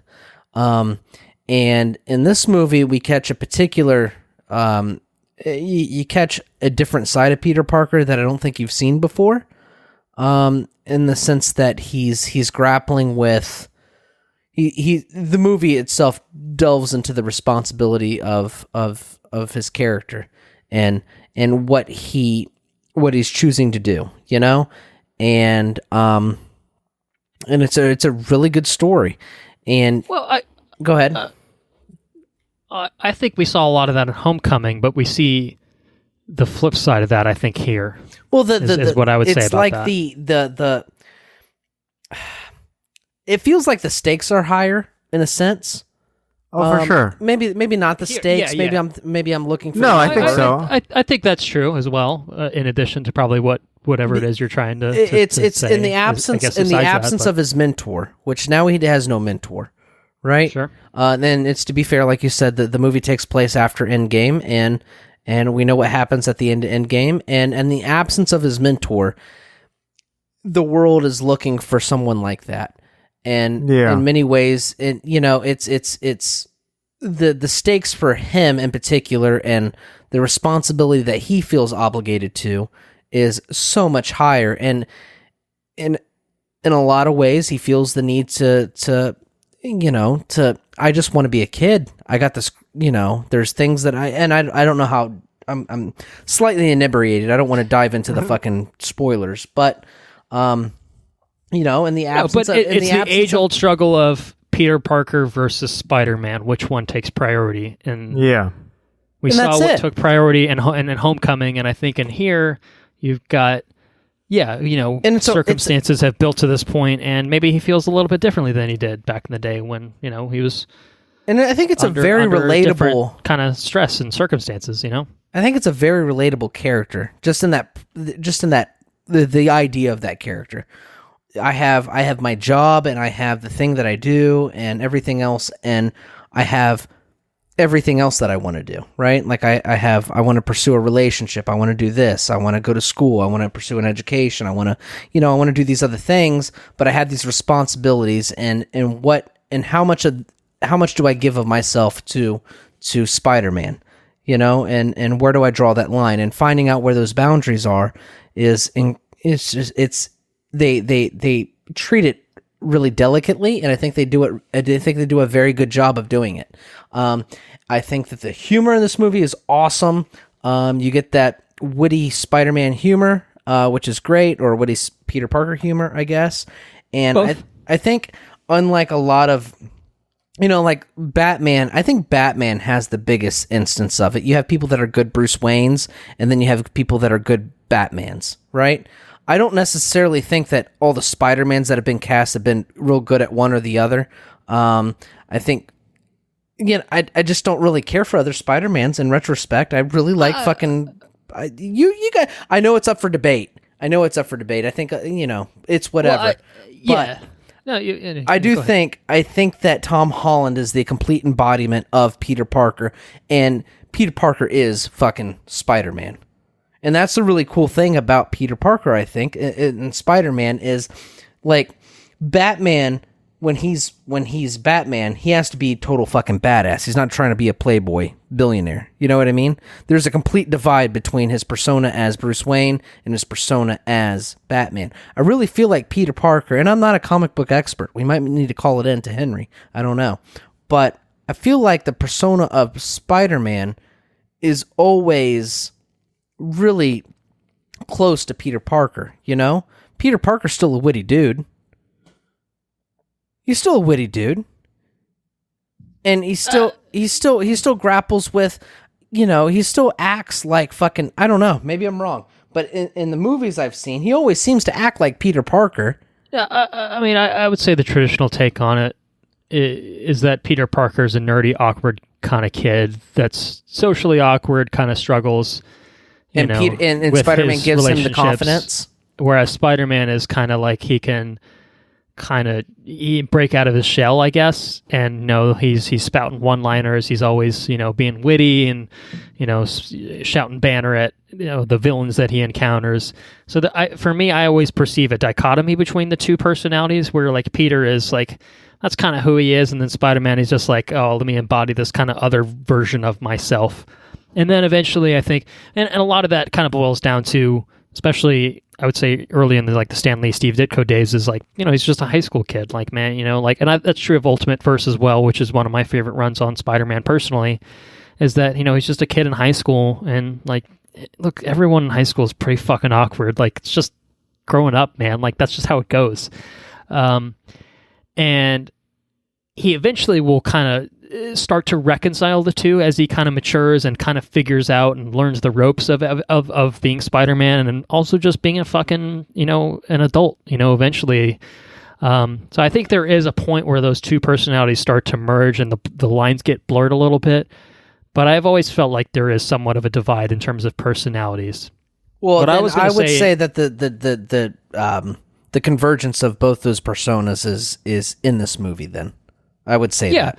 Well, I think you see it building towards that. You know, even in the beginning when there's like Spider-Man's at like a public event, like he's just kind of like an awkward dude, you know, and it feels like very much just like Peter in the suit. But I think in Homecoming you saw a little bit of a different flavor of that, where Peter was obviously just kind of awkward, and you know, but when he was in Spider-Man, you know, he'd put on the voice and be like, "Hey, how you doing?" You know, like you got a little bit of that in Spider-Man in the beginning, and even like the bank robbery with the guys wearing the Avengers masks, it was, you know, with Spider-Man be like, "Hey, I didn't know the Avengers were here," you know. Like, you know, he was having fun with it and kind of leaning into it. This one, I think, is a little bit of a different story because Peter, I think, emotionally is in a pretty raw place, which we'll talk about in spoilers. But I think you start to see that bleed into his Spider-Man personality because, well, you know, maybe he just wants to be regular old Peter Parker, and he doesn't want to be friendly neighborhood Spider-Man or big time Spider-Man. You know, he doesn't want to do that all the time. You know, he feels the responsibility for it. But that's the real struggle for him, is just like, hey, I've got this thing that I want to do, and this is really fucking with that. This really getting in the way. But I think that certainly, I think you see that leaking into his personality. But I think the bottom line, taking a step back from this kind of discussion in general, is that, hey, dude fucking nails it any way he wants to spin it. You know, That's whether true. he's really just being Peter Parker himself, whether he's being full-on Spider-Man, or whether he's kind of somewhere in between, you know, in the suit. Tom Holland, man, is the fucking definitive Peter Parker and Spider-Man, in my opinion, and it sounds like maybe yours as well, maybe Henry's as well. Don't want to put words in anyone's mouth, but we've never seen both realized on screen in the same film so well. It was true of Homecoming, and it's true here. I'd agree with that. They finally got both right, and it's a really refreshing to see a creative team that fucking understands both sides of the characters. You know, I think Raimi did a good job with the Peter Parker stuff for the most part, and I think Webb did casting a fucking mostly decent job of the Spider-Man With the stuff with quippiness, Garfield. yeah. But like Peter Parker was all sorts of fucked in. You're just kind of an Spider-Man asshole. films. Yeah, it was way off with this characterization, in my opinion. But here it's both. You know, both are pretty really well realized. It's not exactly the comic book version of it, but hey, man, none of these MCU characters are. It's kind of a riff on the comic books. Take what works, let it inspire you, use that to kind of, channel that into what you want to do, what makes sense for your films, what makes sense for the universe. And there are things in here that are totally inspired by the comics and things that are totally in line with that, and things that people are going to expect from comic books that are familiar with comic books. But there's enough in here to entertain anyone. It's not just the same old story brought to life. There's usually a new wrinkle to it or something in it to keep you compelled. And when you have someone like Tom Holland basically, leading the charge, like, you're in good fucking hands. Yeah, really good. So we can't say enough about Tom Holland, even though we've spent probably 20 minutes now talking about how great he is. I want to talk about the rest of the film in general. Yeah. Tom Holland aside, I mean, obviously that's a big fucking part. It's a Spider-Man movie, of course, but I thought this was a great film. I really, really liked this film. You guys want to know something about me right now? Okay. Oh, man. 3 times now. Oh, my God. So I think you guys have seen it once apiece, if I'm not mistaken. Yeah, no, I did. I me? I went to see another movie yesterday, but I'll talk about that later. Yeah. Okay. Fair enough. So yeah, I saw it 3 times in like a span of a week. Clearly, that probably bodes well. This for me is, I mean, in the MCU, I think we come to expect kind of pretty solid to good to great sometimes quality from them, from Marvel Studios. And for me, they're really hitting their stride, man. It's really impressive what they've managed to do between, Endgame, and I think this is better than Captain Marvel for me personally. It's got what you'd want. It's got heart to it, a lot of heart to it, perhaps by virtue of Peter Parker, but it's got a lot of humor to it, just generally a funny film. Henry, you talked about that. And I think the one thing that it steps its game up over Homecoming is in the sense that it brings a lot more spectacle to the Spider-Man universe than we've seen previously. Which isn't to say like Homecoming didn't have anything in it that was flashy, that wasn't fun or anything like that. But this one really, it felt like, hey, we got a ground level friendly neighborhood Spider-Man. Spider-Man's been through some shit since then. Let's escalate it a little bit to kind of, coalesce with what has been seen in the universe, so it doesn't feel like we're, diminishing Spider-Man's role in any way.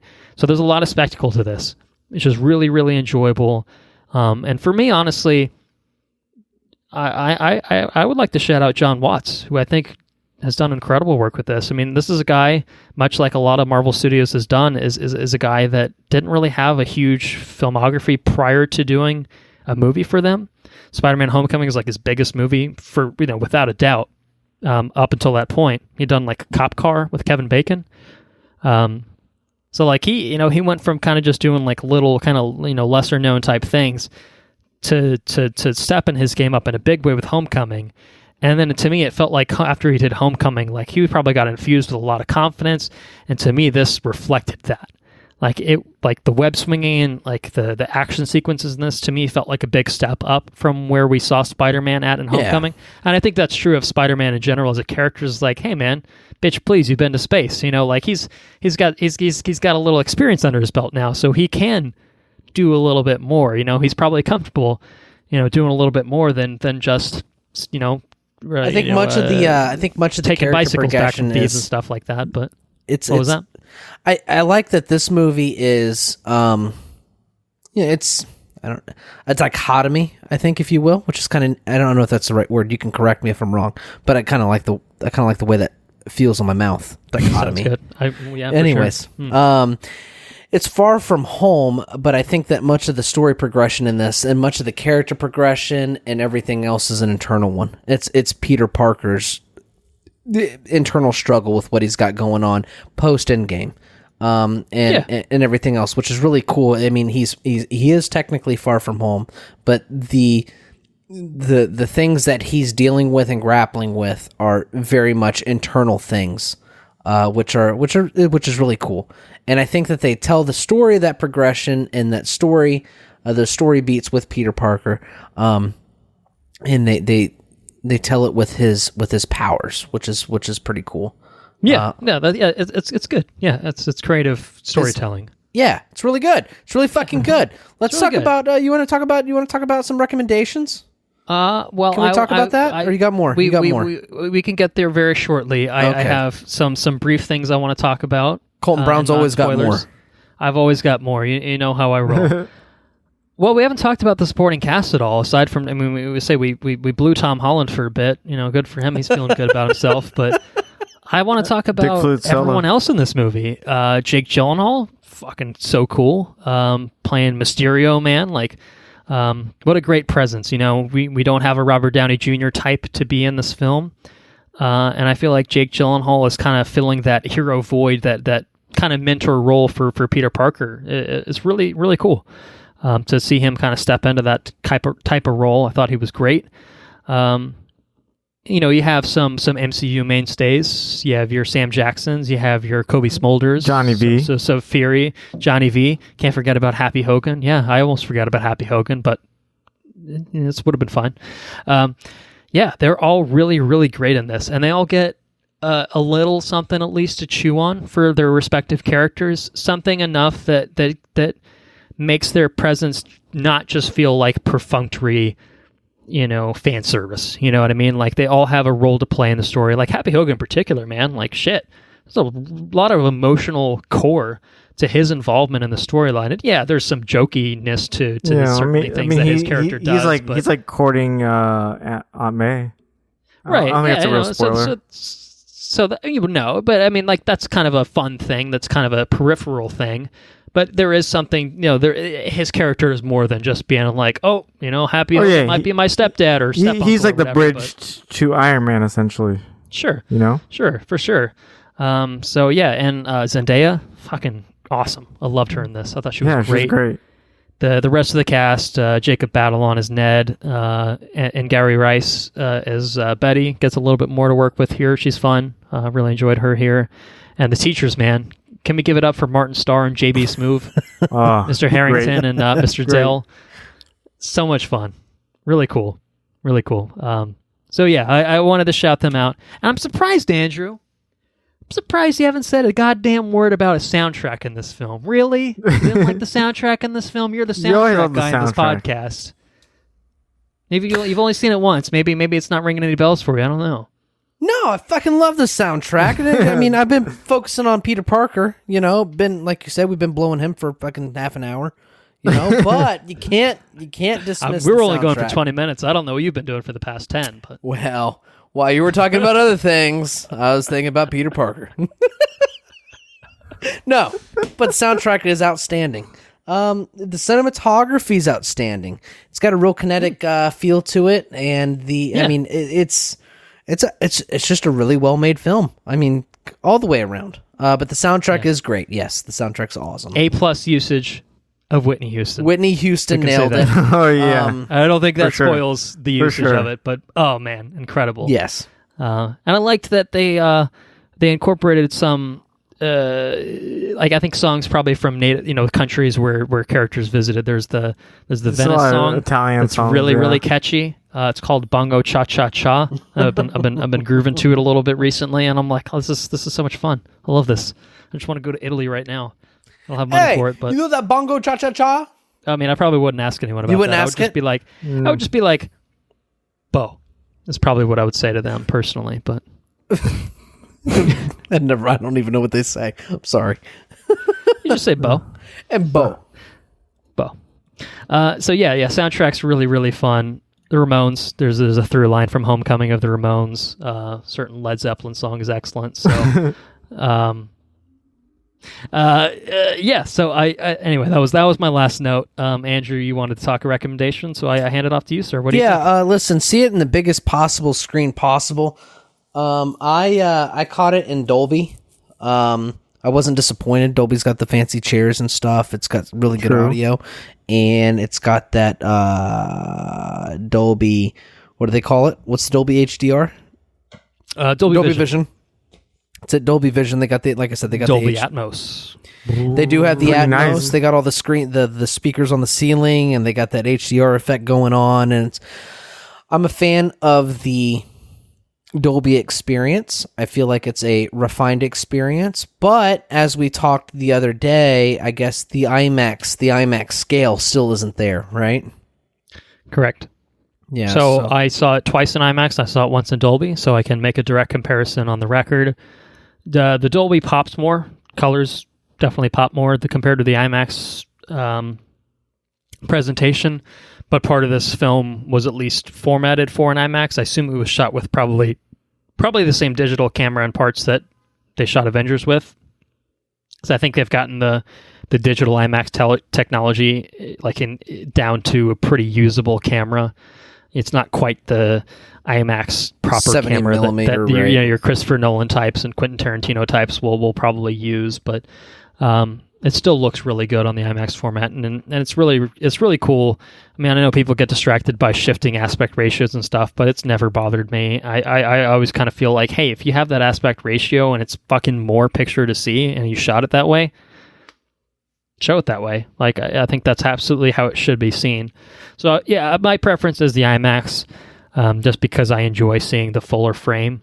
When they do show it that way, and this one is probably like 60-70% with the expanded ratio, so it's certainly worthwhile from that standpoint.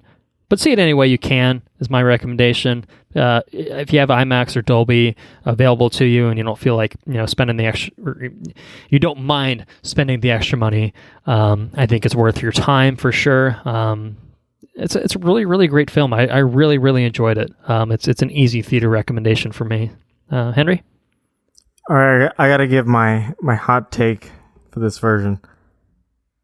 And I really liked Spider-Man Homecoming, but I thought it was pretty good. It didn't seem to me like the definitive Spider-Man movie, whereas something like the animated Into the Spider-Verse was. So I went into this one thinking this is kind of a safe bet. Like, you're riding on the tails of Endgame. You got Tom Holland, who worked. You got Nick Fury, who has been in a gajillion movies now.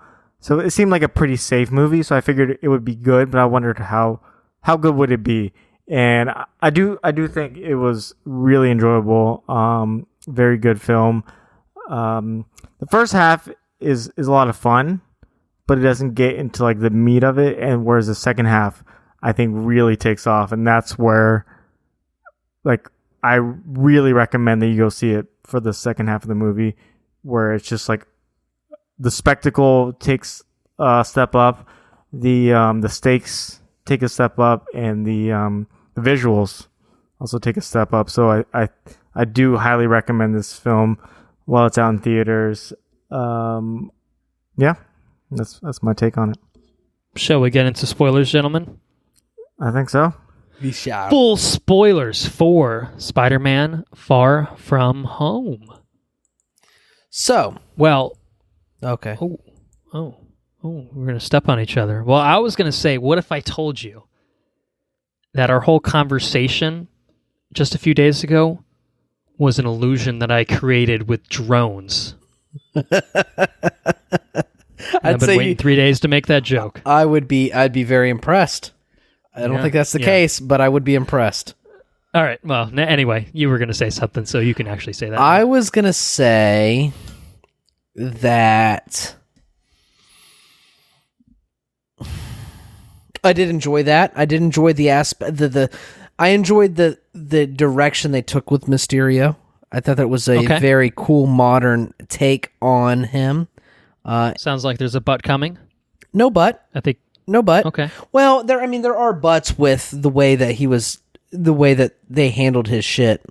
Like, yeah, you like big butts and you cannot lie. The thing is they show him rendering sequences, like the guy's having to process sequences, and they're making a scene essentially with these drones, right, at one portion of the movie, and then other sequences seem to happen on the fly, right? Which so like on one hand, it seems like it's just pre-rendered stuff that's just playing out, And then sometimes it seems like it's more reactive. It's just like, oh, we didn't know this person was going to be here. Let's fucking do this and that. it. Yeah. And I don't know how that would be possible, but then again, I'm not dealing with artificial intelligence and blah, blah, blah, blah, blah, you know? So.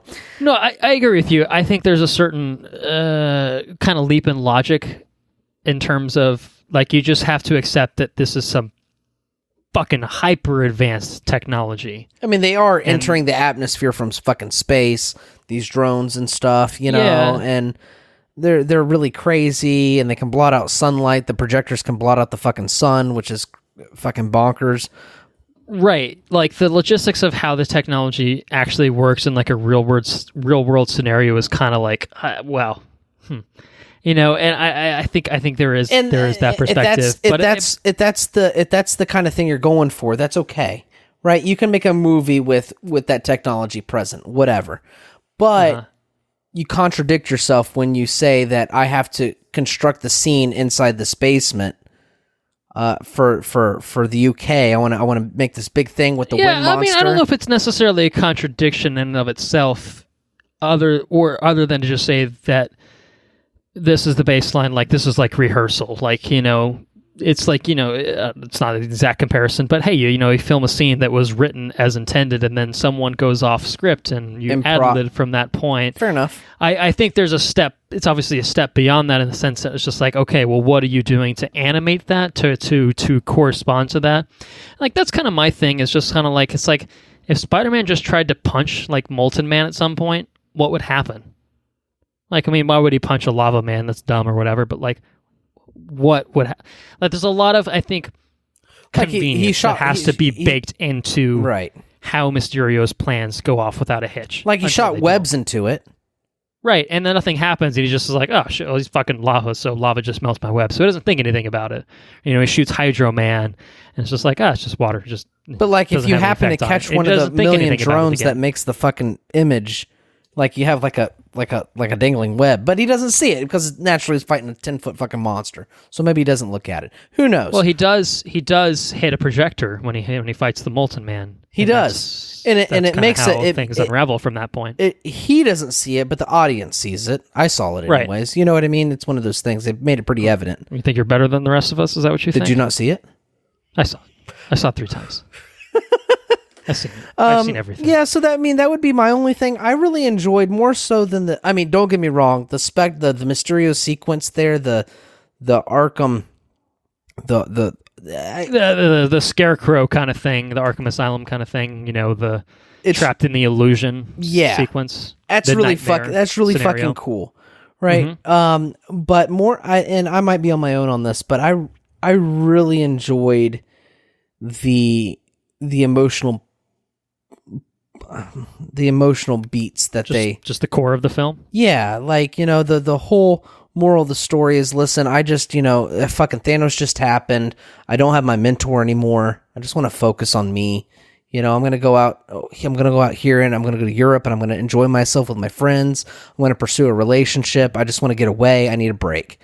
Right? Yeah. I'm a friendly neighborhood Spider-Man, and I just want to get out of the neighborhood, and I want to be me. Right? And his responsibility follows him and drags him back in, and that scene in the fucking airplane or the jet or whatever with Johnny V, where he's up there and he's like, I need to make a suit, blah blah blah blah, and Johnny V's like, listen, Iron Man was my best friend, and I watched him go, and you'll never be him, and this, that, and the other, and it was just a really good moment, and I just enjoyed the emotional content of the movie more so than the spectacle, because I feel like the spectacle portion of it, especially in the beginning, it made it feel rushed, right? Like you're fighting this, you're fighting this elemental monster and this other elemental monster, and blah blah blah blah, and it felt like the movie concluded halfway through. And it left you wondering. And in a way, it sort of did, intentionally so. And it did it so. Yeah, it was intentional. I guess perhaps lure you into a false sense of security, and then yank the rug out from under you and such. But yeah, I hear what you're saying. And then, but one thing that was constant was the emotional beats that the movie was trying to tell. And I feel like in that sense, I mean, it nailed everything it was trying to do. I feel like, because I feel like as a whole, it was a very complete movie, and it felt complete. But certain portions of it felt rushed, but the emotional beats of the movie did not. Does that make sense? It does. I'd like to go back to Mysterio, but I'll go back in a minute because I think what you're bringing up is really interesting. I think Homecoming is about, Spider-Man. Peter Parker has these lofty thoughts about Iron Man. Like, Iron Man is the one all be all superhero of our time. You know what I mean? And like in Homecoming, like Peter Parker just wants to be Iron Man, and then when he fucks up, Iron Man is just like, hey, I don't want you to be me. I want you to be better than me. And like that's kind of the through line of Homecoming. And then you roll around to Far From Home, and fucking Iron Man is dead. Dude went out like a champ, and he didn't snap everyone back into the universe, Dude, but he fucking spoilers. Well, we are in spoilers. I know, I'm kidding. He basically in effect saved the universe. He killed Thanos and company, and he lost his life doing that. Like that's fucking a lot. To go through that and to sacrifice himself to save the universe in effect. And now Peter's back, 5 years later, and what does he do? It's just kind of just like, how do you live up to that? And that's the thing, is the whole world is looking for a new Iron Man. And here comes Peter Parker / Spider-Man, maybe his protege, if you want to classify him as such, someone that obviously has looked up to Iron Man for basically his entire superheroing career, I would guess. This is him doing everything. Like, he knows, like, oh, I got to live up to, I got to live to be Iron Man. I got to be Iron Man. And then for Happy to come in that moment and say, hey, look, you're not Iron Man. You're never going to be. Like, fuck, dude, that I 100% agree with you. It's so awesome to see Spider-Man just be himself. Like, I think that's kind of the moment where, like, he accepts that, hey, oh, everyone wants me to be the next Iron Man. I want myself to be the next Iron Man. I don't have to be the next Iron Man. That's not me. But what I can do is be a hero like Iron Man that does the right thing, that inspires people, but I can do it in my own way. And I think that's what's really exciting moving forward with Spider-Man in general, is that, like, we've had 2 films of him living in the shadow of Iron Man in one way, and then living in the shadow of Iron Man in this very, very different way with him dead. To see Spider-Man, I think, kind of branch out into being a fully fledged superhero in his own right, and not someone that's Iron Man light or Iron Man 2.0. He's just Spider-Man, man. I think that'll be really cool to see moving forward. And I think that I think it's just a really interesting angle to take with this character. And to see that recognition from Happy. You know what I mean? Right. Yeah, and I think that was kind of the thing. That was the thing that Spider-Man needed to say that, hey, I can be my own person. And I think the nice thing about it, and I think maybe the most relatable thing about it is, like, hey, none of us are superheroes or whatever, but all of us grew up.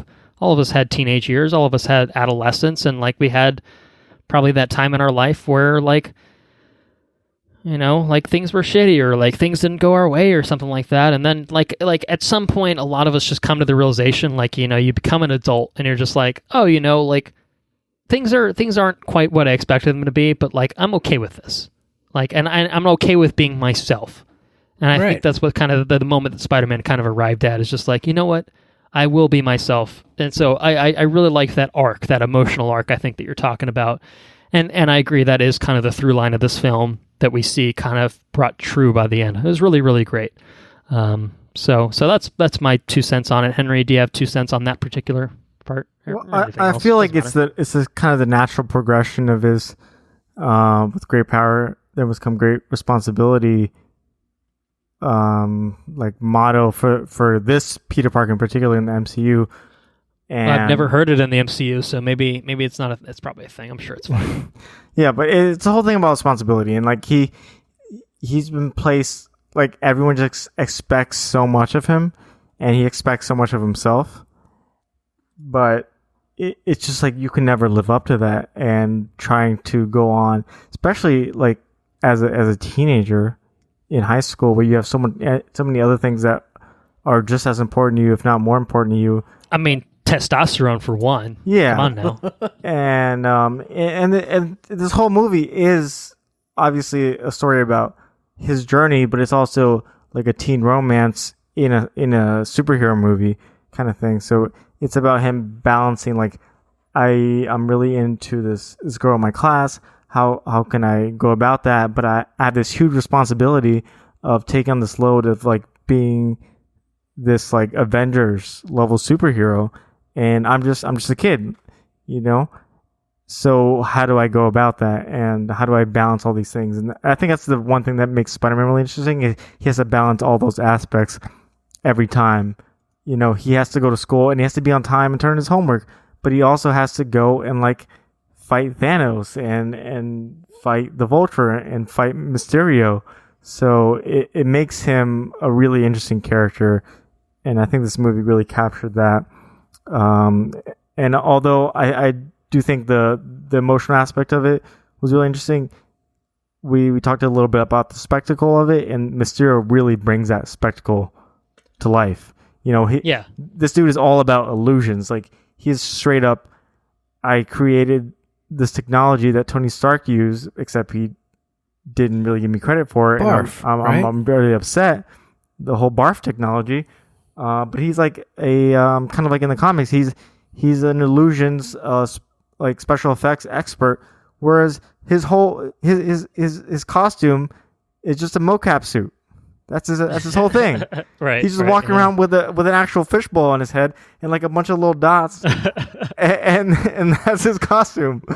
So I think this made a really interesting villain, and I think you can make like another Green Goblin, another Doc Ock, and make it good, but taking this villain and making him compelling, but also just making him really interesting was a really cool take. So I really enjoyed the villain, and Jake Gyllenhaal did a really fantastic job of making him a likable but also hateable character at the same time, you know?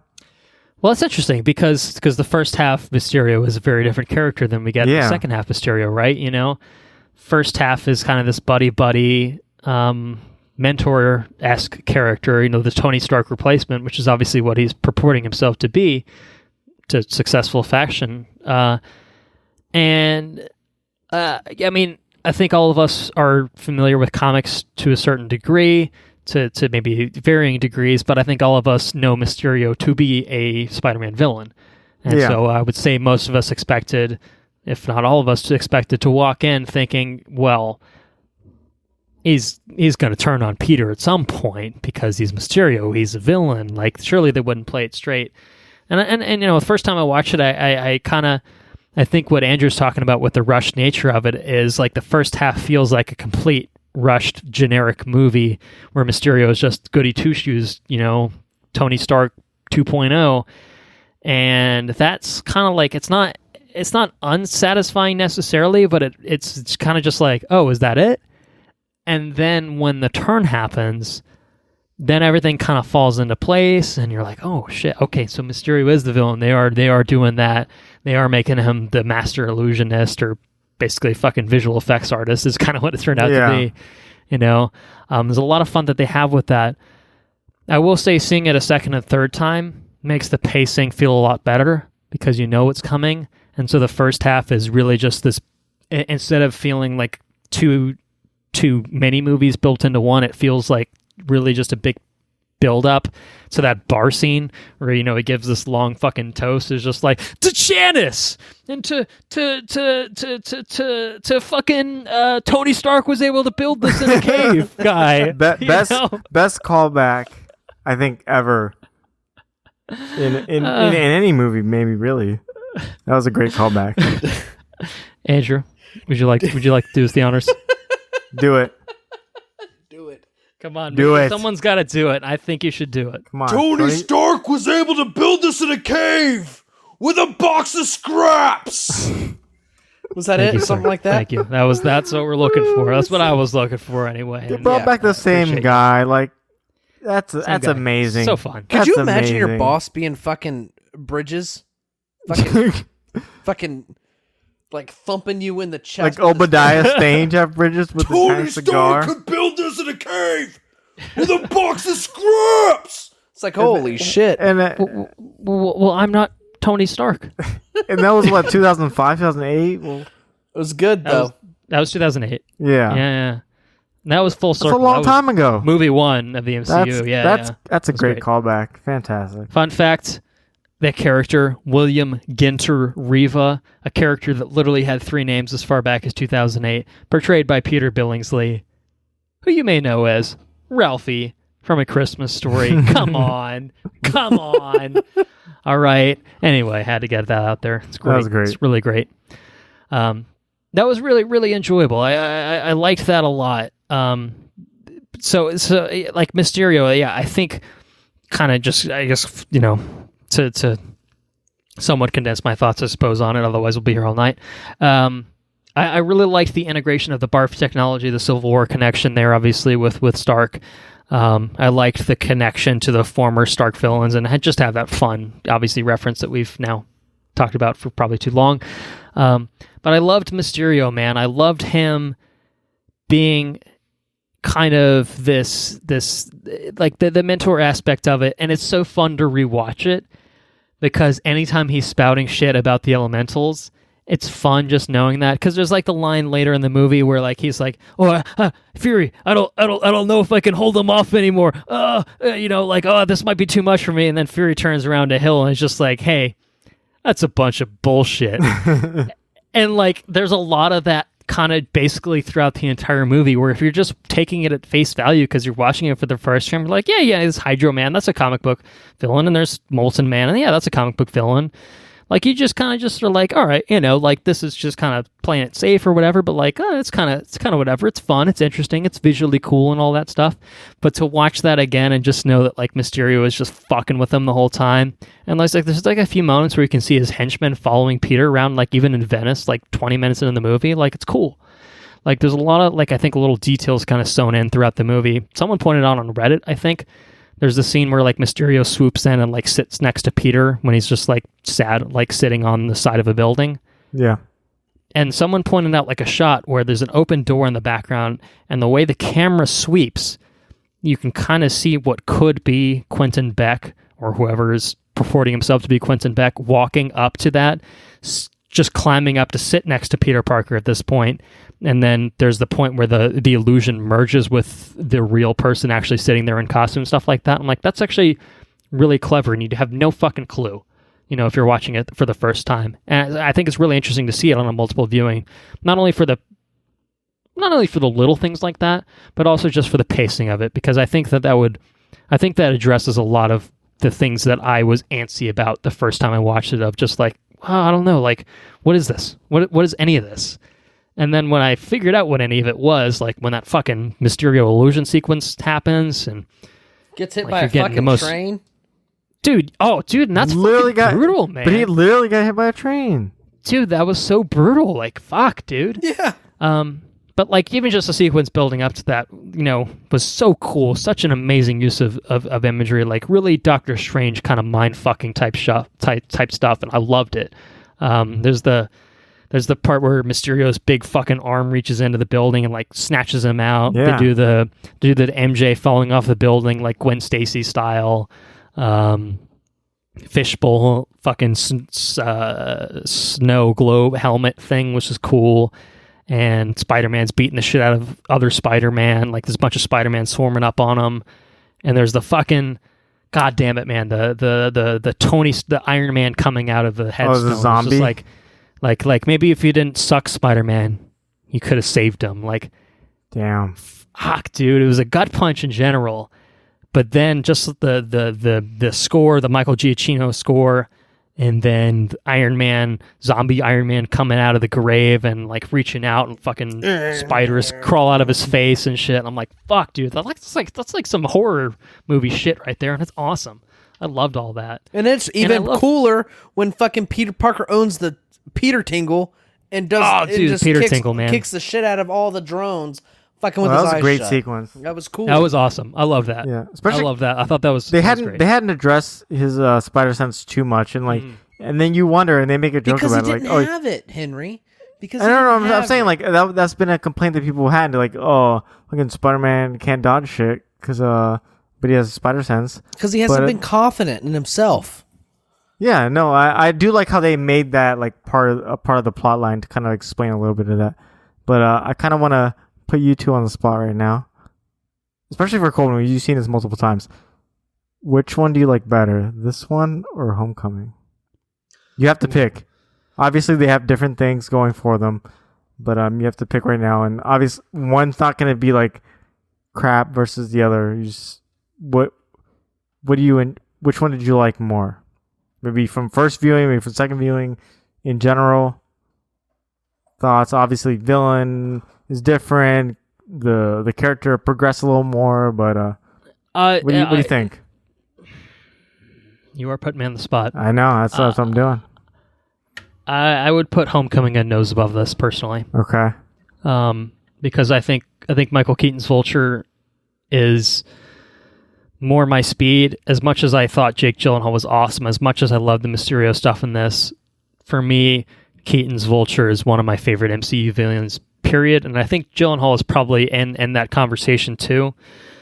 But I love that so much. I think that's what carries it for me. It's, you got the Tony Stark presence in there as well, which is obviously appreciated. And then I think thematically it's dealing with the opposite. It's a flip side of this for me, where it's Peter choosing to be Spider-Man over Peter, and what are the consequences of that? Here it's, I think, the opposite of Peter choosing to be Peter instead of Spider-Man, and what are the consequences of that? I think those are both really, really interesting takes on it.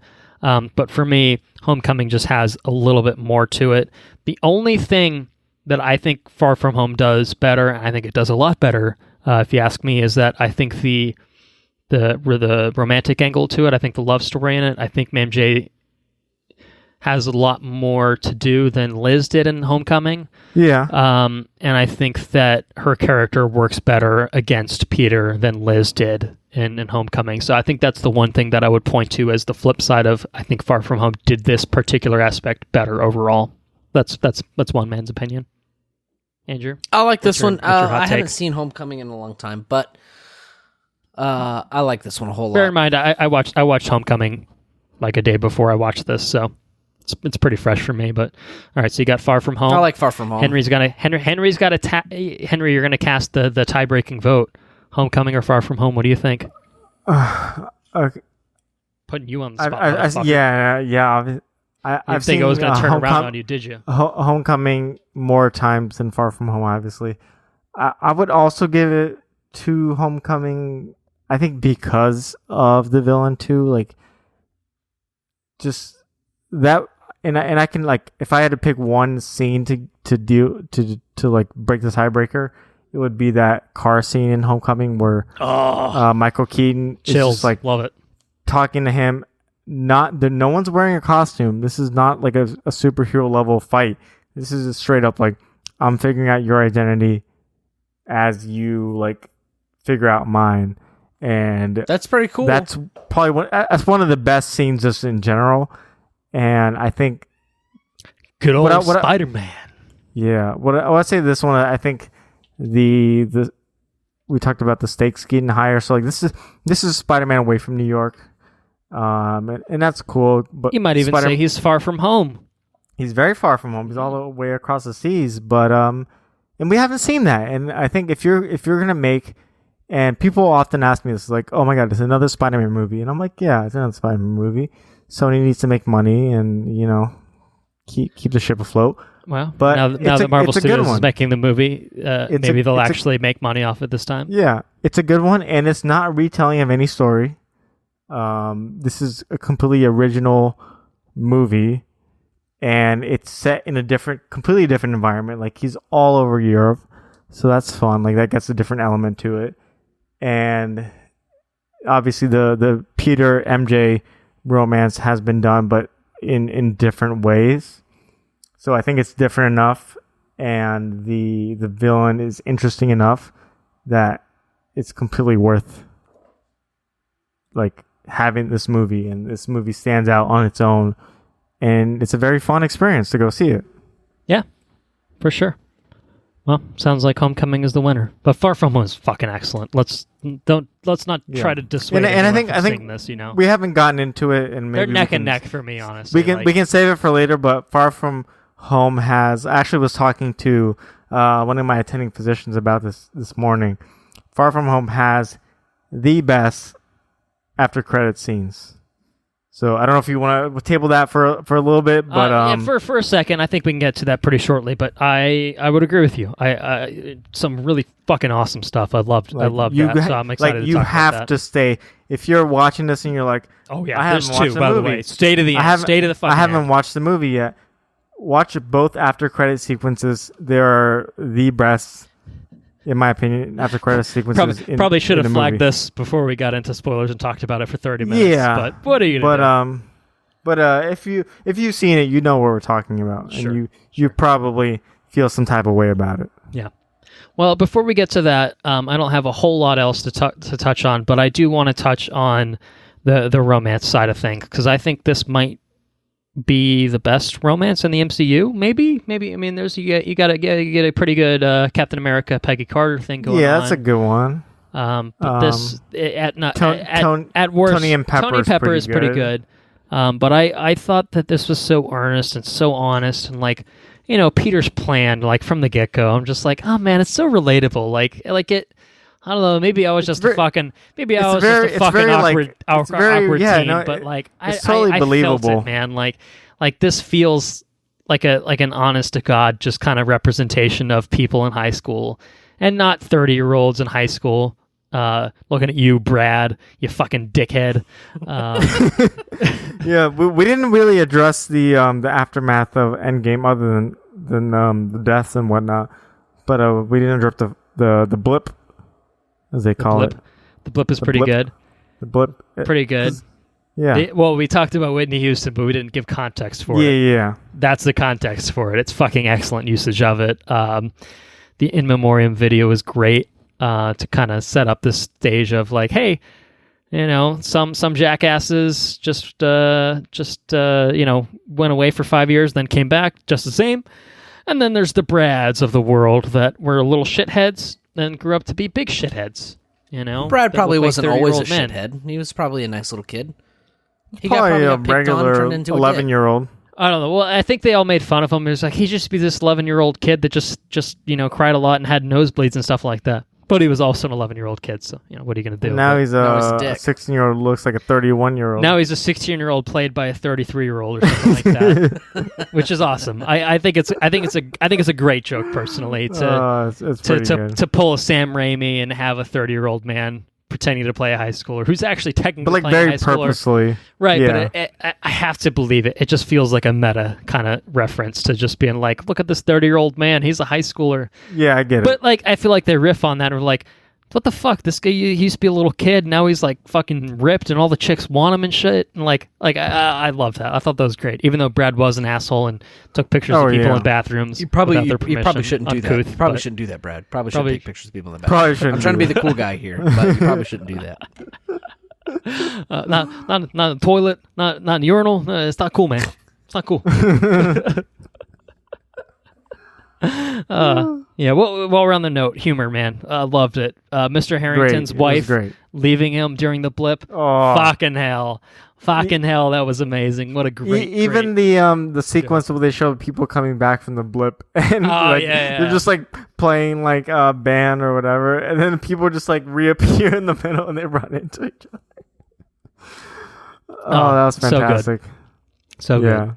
So to close my thought on MJ, I thought that, you know, Zendaya was kind of a lot underserviced, I think, in Homecoming. She gets a lot more play here. I would have liked to have seen Peter's reasons for why he liked her. Like, I mean, I get it. Like, she's cool. You know, she's kind of quirky and fun, and like, I totally get the chemistry between those two. But I just think it would have been. I think it would have been cool to see the build-up of Peter crushing on MJ. I think that could have helped because we didn't really get a sense of that in Homecoming. It was really kind of the Liz Allen story. Yeah, and I think we kind of saw it the other way, if nothing else. But yeah, I could have used a little bit more of that build up. But I think it was fine. It's just like, yeah, you get it. You know, pretty much after like 5 minutes, you're like, cool.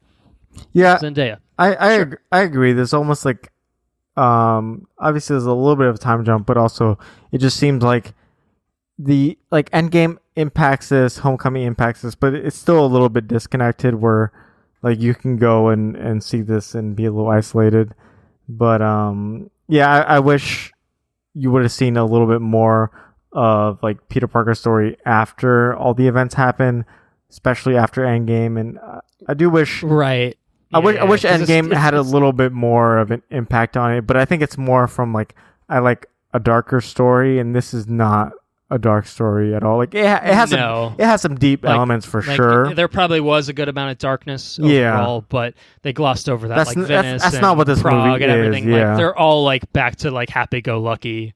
Yeah, Europe basically, which is fun. And I don't think that's to say that this movie doesn't have stakes, because I think it still does. You can say like, oh, it's just illusions, so like what does it matter? Like no, like people are still getting hurt, people are still getting killed. So I don't think that's necessarily a fault in it, but I do wish that Homecoming or Endgame was a little bit more. It had impacted this storyline a little bit more. I hear what you're saying. It does take place, I think, 8 months or something after Endgame, basically. Like, basically the whole school year has been recompleted for the most part since the events of Endgame happened. And so it's kind of just like, all right, and honestly, I think it probably boils down to logistics of, like, as much as Far From Home probably knew the broad strokes of Endgame, they probably weren't that concerned with like immediately reacting to it. They're just like, hey, that's like, we just want to make our own movie. Yeah, we'll work within the constraints of what's been set for us. And, like, all right, now we're in like 2024 or whatever the fuck year this is supposed to take place. Like, yeah, don't do timelines. Just don't say the number. Homecoming already fucked that. So yeah, I said just don't say the number. Just say it was a couple of years ago or something. Right. So like, yeah, I agree with you, But I'm not going to get hung up on it. Exactly. So MJ was great. Zendaya, loved her. I thought she was fantastic. And also fuck Brad as a side note. And happy and Aunt May. I think there might be some sparks flying there. I don't know. He's got. I don't know. It might have been a summer fling. Might have been a summer fling, but I don't know, man. That blip beard. He's got the blip beard. Oh, I got the blip beard. Blip beard. I think that might be. I might be the one to seal the deal. As long as he holds on to that. If he shaves, he's done. He's done for. Andrew, is your beard a blip beard, or is it just a regular beard? You got a blip beard? I mean, I guess not quite. No, I mean it's like maybe a 2-week beard. It looks a little bit more manicured it seems like a regular beard. Yeah, like a normal person beard. It's a real. That's not a disservice to your beard. Real Captain America nomad kind of beard. No neck beard. You know what I'm saying? It's no neck beard. Well, that's good. Sure. All right. So let's see. Just if I could posit some last minute grievances, I would say I missed Karen. Suit lady. I would have liked to have seen her return. He didn't really wear the Homecoming suit, the Stark suit, a whole lot. Yeah. Like he pretty much had Edith though. He had Edith. That's true. Even Dead on the Hero. Different. Pretty good. That was fun. But he had something. He had the first like action sequence. He was just like wearing like the spectacular Spider-Man Peter Parker outfit, like the blue button-up shirt, which was fun. And he had the Jester, I think, mask that he wore for a bit.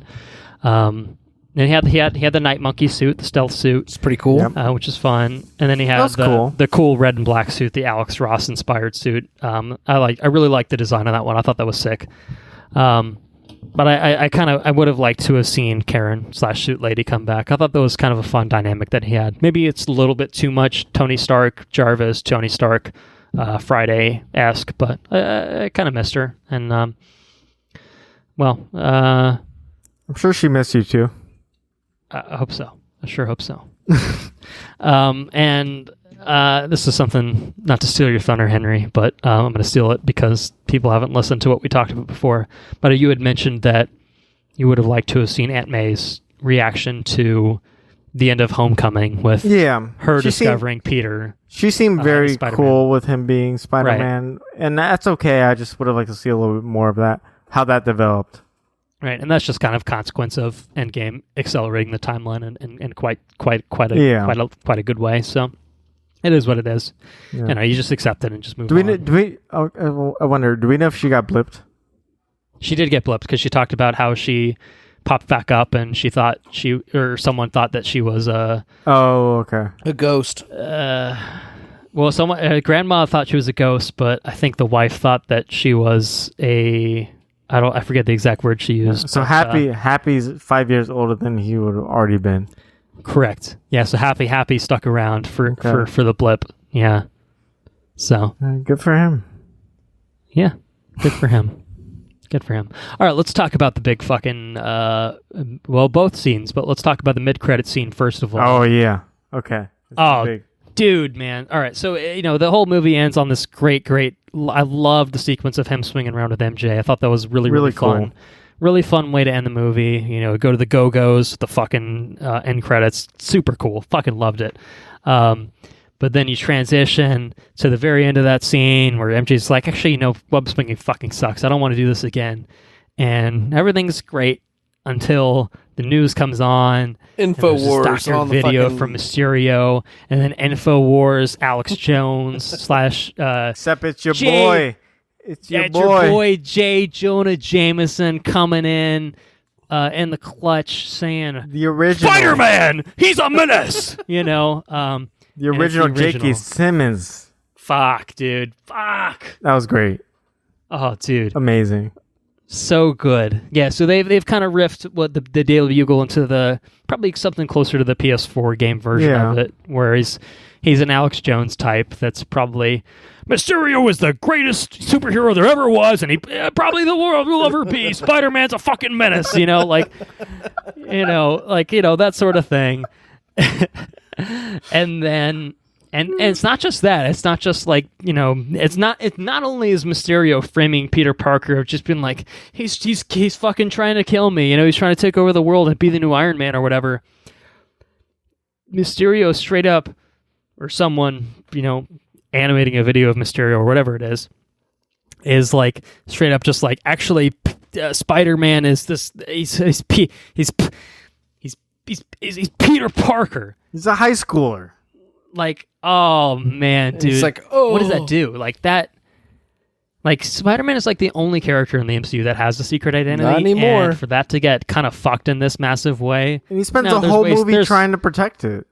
There's ways to undo it, sure. And granted, his best friend and his now girlfriend, good for him. They know Nick Fury and S.H.I.E.L.D. and all them. Well, yeah, but they're, they should know. Even if they didn't know, they should know.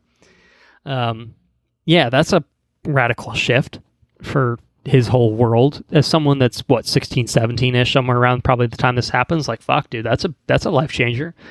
But it's a big holy shit moment. First of all, obviously the fan service involved in terms of bringing J.K. Simmons back, the only man capable of playing J. Jonah Jameson and just fucking crushing it as usual. But yeah, like, not only is it just that, it's the fucking holy shit. What do you do now? Like, what the fuck? You talked about how this was kind of some wild shit. So Henry, I'm going to defer to your commentary now. This got me hyped for whatever the next movie is coming out. Because now he's coming back to New York. Everyone knows who he is. And J. Jonah Jameson is out to get him, like turn the whole city against him. And I feel like this is he's a menace! This is like the perfect place. This is exactly what I want to see. Like, he's like at the bottom of the bottom. This is great. And it's also like really, I think, solidified Mysterio as a great villain, because before, like, he's a little sympathetic. He's like, oh, I didn't want to kill you, but now I have to, because I have to protect my identity and this whole like facade I've created. And then in the end, he was just an asshole. Like, he was just like, I'm gonna ruin your identity, even though, like, I'm probably dead, possibly, as far as we know. But the whole world thinks he's dead, and they think Spider-Man contributed to it, and now they know who he is. Like, so I thought that was a real asshole move, and I loved it. I kind of think Mysterio was an asshole the whole time. Yeah, but like this, I feel like this really like shows. No, it cements at him as an asshole. This but is like, oh even, yeah, this dude's even first half when he was being, a charming Tony Stark-esque Mysterio, he was just manipulating a fucking kid. That's pretty fucked. And there's never a moment, it's not like Vulture where he's just like, hey, I got fucked out of a government contract that could have fucking made my fucking life. And so now I'm going to stick it to the man and make some money. It's not like anything we've seen in the other movies where it's just they've been spurned by Spider-Man or someone in some capacity where they've been fucked over by the man. Mysterio is he's just an unstable asshole that's just taking advantage of his situation. He didn't get his recognition, of now fucking high schooler. Yeah. Yeah. Mysterio is just an asshole through and through. And this absolutely just cements him as unadulterated, pure fucking asshole. Yeah. Yeah. And I love it. Yeah. Yeah, it was great. I love this sequence. Andrew, your thoughts? Yeah, if you couldn't catch Simmons as Jameson, I would have taken Alex Jones. It was a total Alex Jones vibe, and I am definitely all about it. Was he available? Spider-Man flying around, making the frogs gay. I could just, man, Alex Jones would have been great. And that's totally what I saw when he was up there. And I think they had it totally riff from. Oh, I'm sure they leaned into it. Yeah, to make it that comparison. Sure.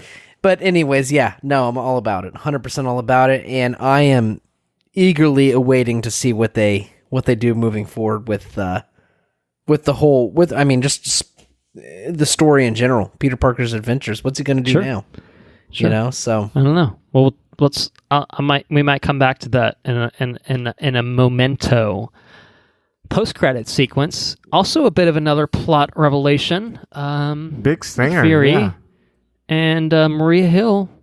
I don't think who they've been presenting themselves to be. No. Methinks they are some Skrulls by the names of Talos and Soren, which is some pretty interesting shit. It certainly explains why Nick Fury seems to be a pretty shitty spy. Yeah. Overall throughout the film. And it certainly explains why Maria Hill is a little bit, I feel like she acts a little bit differently towards Fury. Kind of calls him on his shit a little bit more than maybe the real Hill would do. Maybe she would. Hill's a badass in her own right. So maybe she would. But for one thing, I'm happy that Talos is still, he's still around and kicking 20 plus years later after the events of Captain Marvel. I think that's certainly nice. Ben Mendelsohn, always appreciated to see him around. It's a really interesting thing, and it's not only that. It's obviously Fury up in space. What's going on with him? What's he doing? What's he up to these days? So, post credits also kind of a not necessarily maybe specifically to Spider-Man, like a big revelation, unless Skrulls tie into how he gets away with showing that he's not Peter Parker as Spider-Man, something like that. But what'd you guys think about the post credits scene? Man, I'm curious to see where it goes. I don't know what they're going to do from here. I think the implications are larger than Spider-Man. I feel like, I think there's a comic book organization not known as SHIELD but known as SWORD. Yes. I just looked it up. SWORD is the Sentient World Observation and Response Department. Right? So if is that the SWORD you refer to? That's exactly the SWORD I was referring to. And I don't claim to be a comic book expert. That's why we have a resident comic book expert here. But if we're moving into that kind of we're moving into that cosmic realm, I think it's interesting that Fury is now just on a fucking spaceship with a bunch of aliens doing reconnaissance or on vacation or whatever the hell he's doing.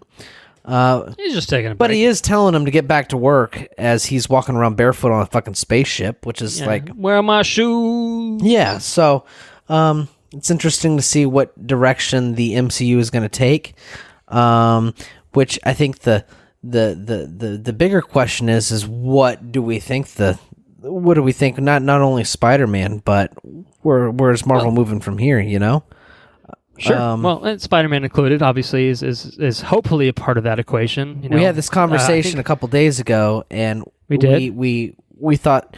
I know that I said I thought that it would be cool to see Kraven the Hunter as the next Spider-Man villain, and it appears to be a lot of. Kraven the Hunter's all up in my Facebook feed, so I don't know what's going on with that. I think the director John Watts commented that he would also like to see Kraven for a third Spider-Man film. Ooh. So that certainly bodes well.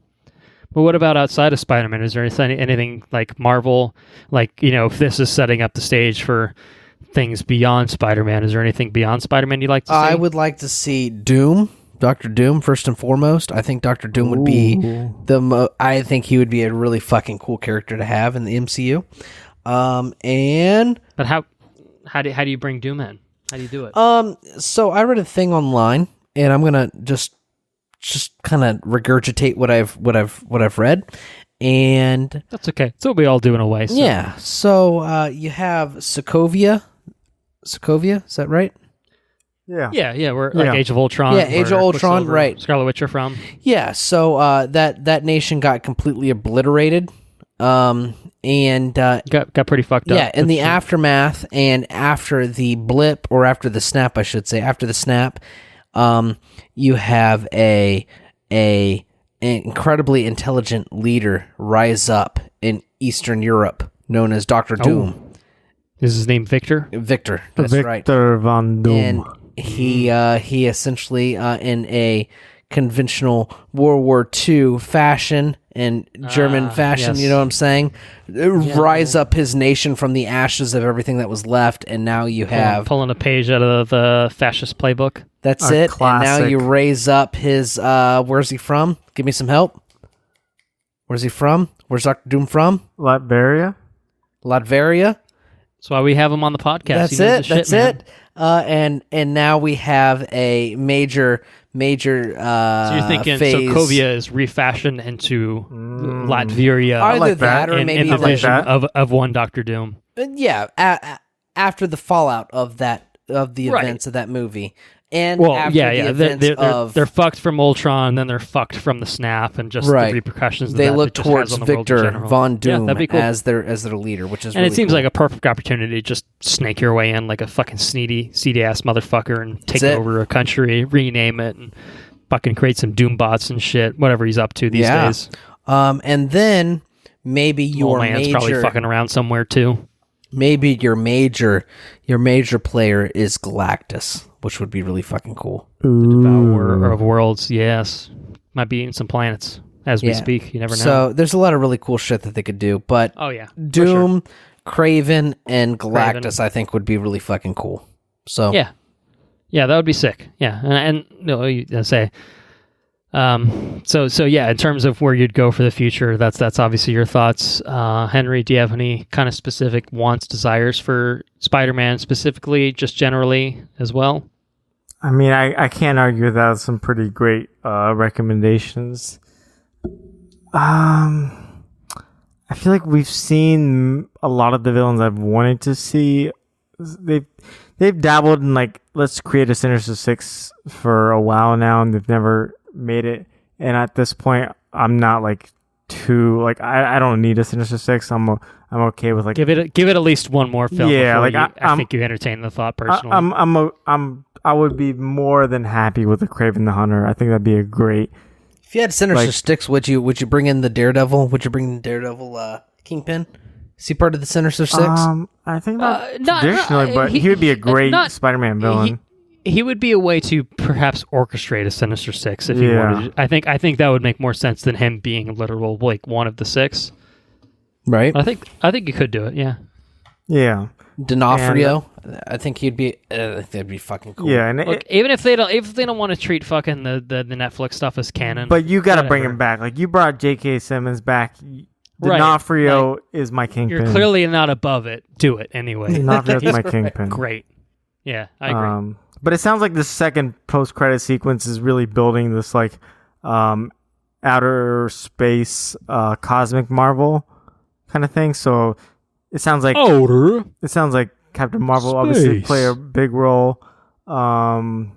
and like a lot of characters who are Earth based could even take on that role. Like the new Black Panther run has been galactic. The Wakandans expired or expanded into the galaxy, but I don't know. The Galactus is a great suggestion. Annihilus is another one I would throw at it, but I think you got to stay big. Like you if you're gonna make like a trilogy end villain, he or she has to be on like the Thanos level in some way. Yeah, I feel like Doom's capable of being a major. I could see it, but I feel like I think Galactus makes more sense. Yeah, as the point, whereas Doom is the build up to that. Doom is like he can control the Earth, and like he can probably control the galaxy, but I don't see him as like the mastermind of the galaxy. Whereas I could see Doom making himself somehow the benefactor of the fucking Galactus fucking shit up, and Doom still comes out on the other side. Like he's a good manipulator, position. Like he can manipulate Loki. Maybe he can manipulate Galactus. Yeah, that all sounds pretty cool. Yeah. For my money, I'm going to third Kraven. I want to see Kraven. I think we got to see Kraven, and I love the trend of doing villains we haven't seen depicted in Spider-Man like cinema before. I think that's the way to go. I would also like to see Mac Gargan from Homecoming come back as the Scorpion. I'd be down to see Chameleon too, perhaps involved with the whole identity crisis of Spider-Man. I think that would be fun. And some Mysterio technology, disguise. Yeah, that could definitely work. And then Kingpin, D'Onofrio, if they could bring him back, that'd be excellent. And I could also see them taking some inspiration from the Insomniac PS4 game, Mr. Negative. I think would be that'd be very cool kind of way to do it. And the one thing I would like, especially if they hemmed closely to what they did with the PS4 game, is they could bring Mr. Negative as a role into someone that also connects with Aunt May as a character. We've never seen that so far in this whole kind of universe. So I think it'd be kind of cool to see Marissa Tomei get a little bit more of an increased presence. Because I feel like as great as she's been, as much as I've appreciated her, and as Aunt May as she has been, I really would like to see more Aunt May so far. Yeah, this is not a hot take by any means, but the Spider-Man PS4 game, just the storyline, like not even talking about the like swinging and all that fun stuff, is fantastic. When I finished the last mission in the main story, I cried, and it was just good. It's just like hit a lot of things. The Aunt May, Mr. Negative, Osborn, Mary Jane, like there was a lot of aspects of it. If you're like, I watched this movie, I listened to this podcast, I watched Spider-Verse, I've read, Kraven's Last Hunt, I need more Spider-Man, go play the PS4 Spider-Man, because that's a great original story, for sure. Yeah, absolutely. All right, I'm going to ask you gentlemen one last question. If you want to summarize any final thoughts on Spider-Man Far From Home as part of that, feel free. What's your favorite moment in this film? Moment in the plane over the tulips in the Netherlands. Why? That's the precipice of my favorite parts of the story, I think. It's when Spider-Man gets saved by Happy Hogan. You just love Led Zeppelin? And he loves Led Zeppelin, but at the same time, you have Happy seeing his best friend in his pupil, in his best friend's pupil, and you have Peter Parker finding himself within his what's my word? What's his mentor? His mentor's best friend. Yes. Yeah, that one. That's of those. it. You said pupil. Was that? No, he's a pupil of his best friend. I don't know. It's like a double deal. It's an emergence. We get it. We get it. We got there. Yeah, I think we got there. Yeah, and it's the precipice of all the emotional storylines that I think the through line that the movie was trying to say, and I think that's the I don't know. That was the pinnacle of the story for me. I really enjoyed that part. Of course, when he found his Peter Parker, his Peter Tingle moment, I think that was really good too. Yeah, but good moments for sure. But no, it's a good shout out. That's my shout out. I think that's a good one. Henry, what do you think? I really like the first sequence with Mysterio where he's throwing all the illusions out there, and Peter doesn't know what the hell is going on. And frankly, as a viewer, I didn't know what was going on. What is real? Who's dying? Who's not? And visually, it was an amazing scene to see. And if you're gonna bring Mysterio on, you're bringing him on for this reason, and it totally paid off. You know, it's. I'm looking forward to going back to see the movie specifically for this sequence, not obviously for the whole movie, but like I really want to see this sequence again and like see what little things I can pick out. It's awesome. It's just crazy and fun, and it makes sense in the story for sure. For sure. Yeah. Can't argue with that. And I'm going to agree. In fact, that was the moment. The first time that it clicked into place for me, the whole movie clicked into place.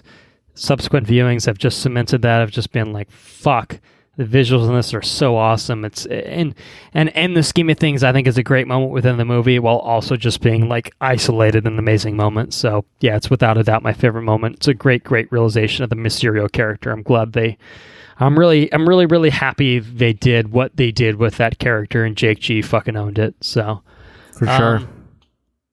Yeah. Spider-Man Far From Home. Go fucking see it. If you're still listening to this, God, 2+ hours in. Sorry, guys. Almost 3 hours now. I feel like we've It's gotten not, longer. If we record it one more time, we might hit 5 or 6 hours. We're actually running longer than we did last time. True. Well, we're done now. We're done with it. We're done with the coverage of Spider-Man. There it is. All right. It's good stuff. You've heard it all. It's good. Feel free to be as brief as you feel possible, or as lengthy as you feel possible. I don't care. I'm here, man. I'm just here for the ride. What have you guys been up to lately? Anything you want to shout out? So I've been watching The Bachelorette. Okay. You seen it? You guys seen it? No. So The Bachelorette. There's like the she is there's the one Bachelorette, woman, so multiple, and then all male the men porters. are vying for her affections. Exactly. That's correct. Yes. All right. Well, tell me about The Bachelorette. I don't care about the potential. There's one douchebag. His name's Luke P. No, that's not what I asked. It's not responsive. Tell me about The Bachelorette. What's her name? Wow, you are the worst. Her name is Nicolette. I don't know. No, her name's not Nicolette. Fuck, I can't remember her name. All right, so tell me about Douchey McDouche. Douchey McDouche douche. We're down to like the final 4. One's a pilot. His name's it's Peter. Hot heavy at this point. Peter's down to the wire. Peter's a pretty nice dude. He's a fucking pilot. Solid dude. All right, respect for Peter. Respect for honoring Peter. Honoring the namesake of Peter Parker. It's Hannah B. There's Hannah B. Yes. Did Nice. you look that up, or did you No, ask someone I off called a screen? lifeline. Call the lifeline. Very good. Hannah. And Hannah's a pretty nice girl. She's all about the sports and stuff, and she's from Solid. Yeah, she's a pretty cool chick. And All right, I'm in now. all about having the you gotta fun. finish the I'm thought. not. And now Okay. you have Luke P, who's a super manipulative, like 5'8", super muscular dude, and he's just an asshole. And none of the other guys like Luke P. And I don't personally like Luke P. I think he's a douchebag. He needs to get kicked off. But Is he off yet? No. Hannah really fucking likes. She's all about the douche. Yes, and she's put up with his shit way too long. And but he's still there. You got this other dude who's I'm not quite sure what he does, but I think his dad owns a construction company or something. He's in with a construction company. He seems like a nice guy. And then there's the country singer named Deb. Not Deb, I mean Jeb. His name's Jeb. Jeb? But I call That's a him great Deb. name. Jeb! I think he's kind of a Deb. Exclamation point. He's kind of lame. I don't really care for Deb. Jeb? I think Jeb! I think Peter's probably the coolest dude. I like Peter. He doesn't play into the drama. But yeah, that's kind of what I've been watching here. I've been watching it with my lady friend. All right. It's on every Monday. I think it is. It's 2 hours. I bet it is. 2 hours worth of drama and nice. They just met the people pursuing her affections. We just met all their family members. And lo and behold, Luke P's family is kind of the weirdest ones, I think. But I digress. I've also been watching Chernobyl, which... Oh, yeah. Chernobyl or Chernobyl? Chernobyl. I call it Chernobyl after a few drinks. I've been trying to be not politically correct, just correct, I guess, and calling it Chernobyl. Just adhere to English language traditions and such. That's it. Chernobyl. And it's an incredible movie or incredible show. It's terrifying. It's very terrifying, but it's super good, super good. Highly recommend it. And I finished Stranger Things season 3. Oh, I did finish that. Yep. So I've been doing things. I've been watching things. I've been playing a card game called Mage Wars. I don't know if I've talked about this before. It's kind of like Yu-Gi-Oh. Just okay. I don't know if that it's cool for that's kind of lame. It's probably kind of lame, but it's a lot of fun. Kind of highly recommended if you're into that kind of thing. And I got a cat. His name's Charlie. Hey, Charlie. Little baby cat Aw. named Charlie. Charles Xavier, sure. Yep, and Charlie's just a little guy, but he likes to antagonize Chloe's, which I think is good for Chloe's health. I feel like it makes her a young cat again. Okay. And she's not just a lazy cat just laying around all the time. Now she's got this little guy, hopping on her tail and giving her all sorts of problems and stuff. So that's kind of a really entertaining thing to watch. I've been watching those two play, which is pretty cool. Brings joy to my heart. And that's it. That's all I got. I was gonna watch Midsommar, but instead we're recording this podcast, so haven't seen that yet. I think maybe you and I can make a gentleman's agreement to see it in the near future. Maybe we can talk about it on the next episode. Yeah, I'd be down for that. All right, let's do it. Pinky promise. Pinky promise. Bleep. Bleep. Very good. Very Henry, nice. what have you been up to? Well, I also got a new cat by the name of Bo Peep, but the same Bo age as Peep. Charlie. And I have seen Midsommar. Is it worth covering? Midsommar. That's fine. Midsommar.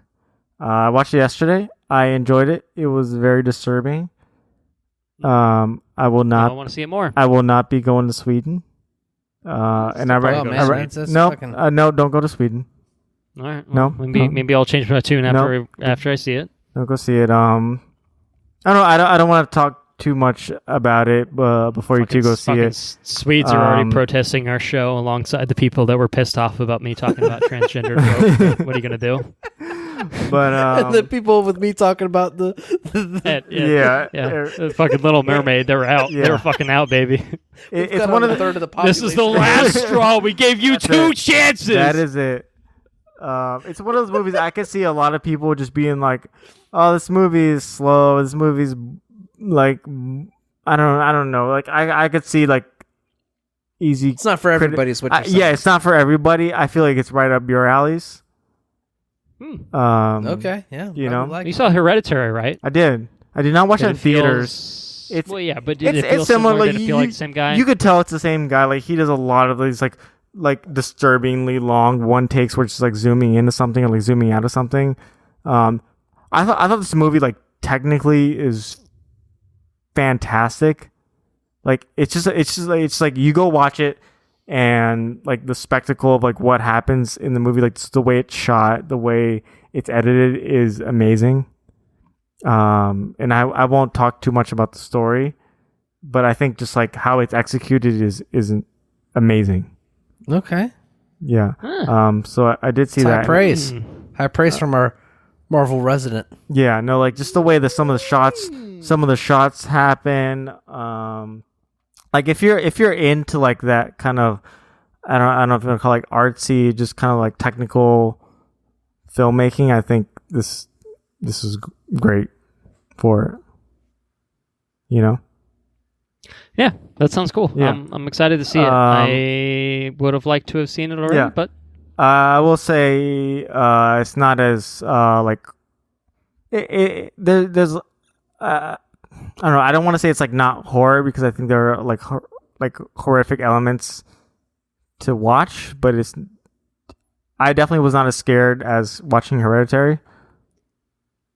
That's, I don't know. That's something you can take. All right. But I enjoyed it. And not quite finished with Stranger Things Season 3. I have 2 episodes left.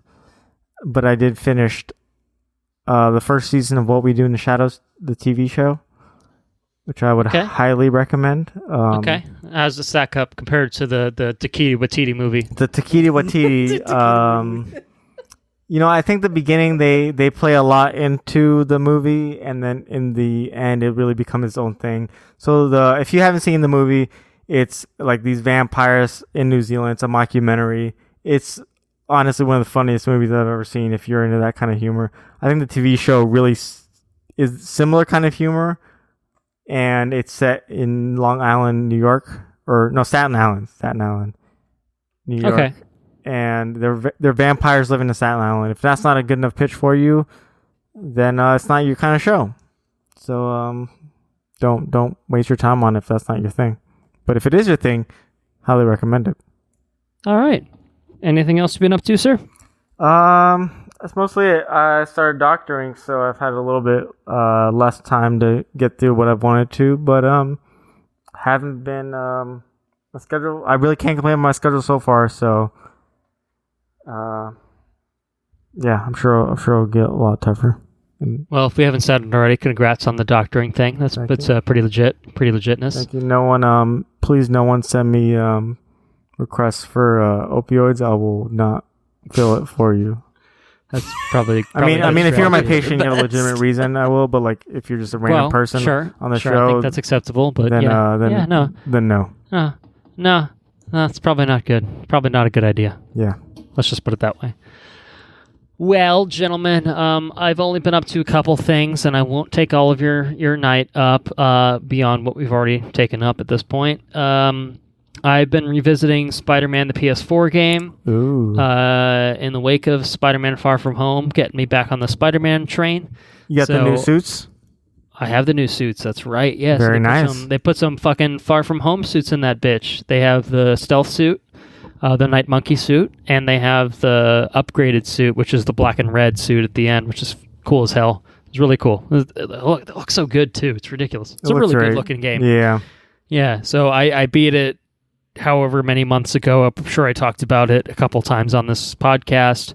I went back, obviously feeling the inspiration, but I went back because I hadn't played most of the DLC. I beat the first DLC when it came out and I hadn't touched it since then. There's 3 DLCs that have come out. So I'm working my way through the second DLC, Turf Wars, which is big hammerhead type thing. And then there's the third one, which is Silver Lining, which has Silver Sable, I think is kind of the focal point. The second one has Yuri as the focal point, as like the like Black Cat was kind of like the focal point of the first one. Black Cat, that'd be another character I'd like to see. I don't think it makes sense right now. I think if you wait a few years until Peter is college age and, some relationship drama with MJ or something like that, then you could probably sew in a Black Cat type character in there. But yeah, maybe I'd love to see Black Cat sometime down the line. Sure. Let's do that. That's fun. Always fun, right? Is it? I don't know. It might be. I don't know. It depends on who you ask, I suppose. It depends on how it turned out, I suppose. So it's great. I love the Spider-Man game. Is so fucking good. If you're listening to this and you have not played the Spider-Man game for PS4 at all, fuck man, go and play it. It's excellent stuff.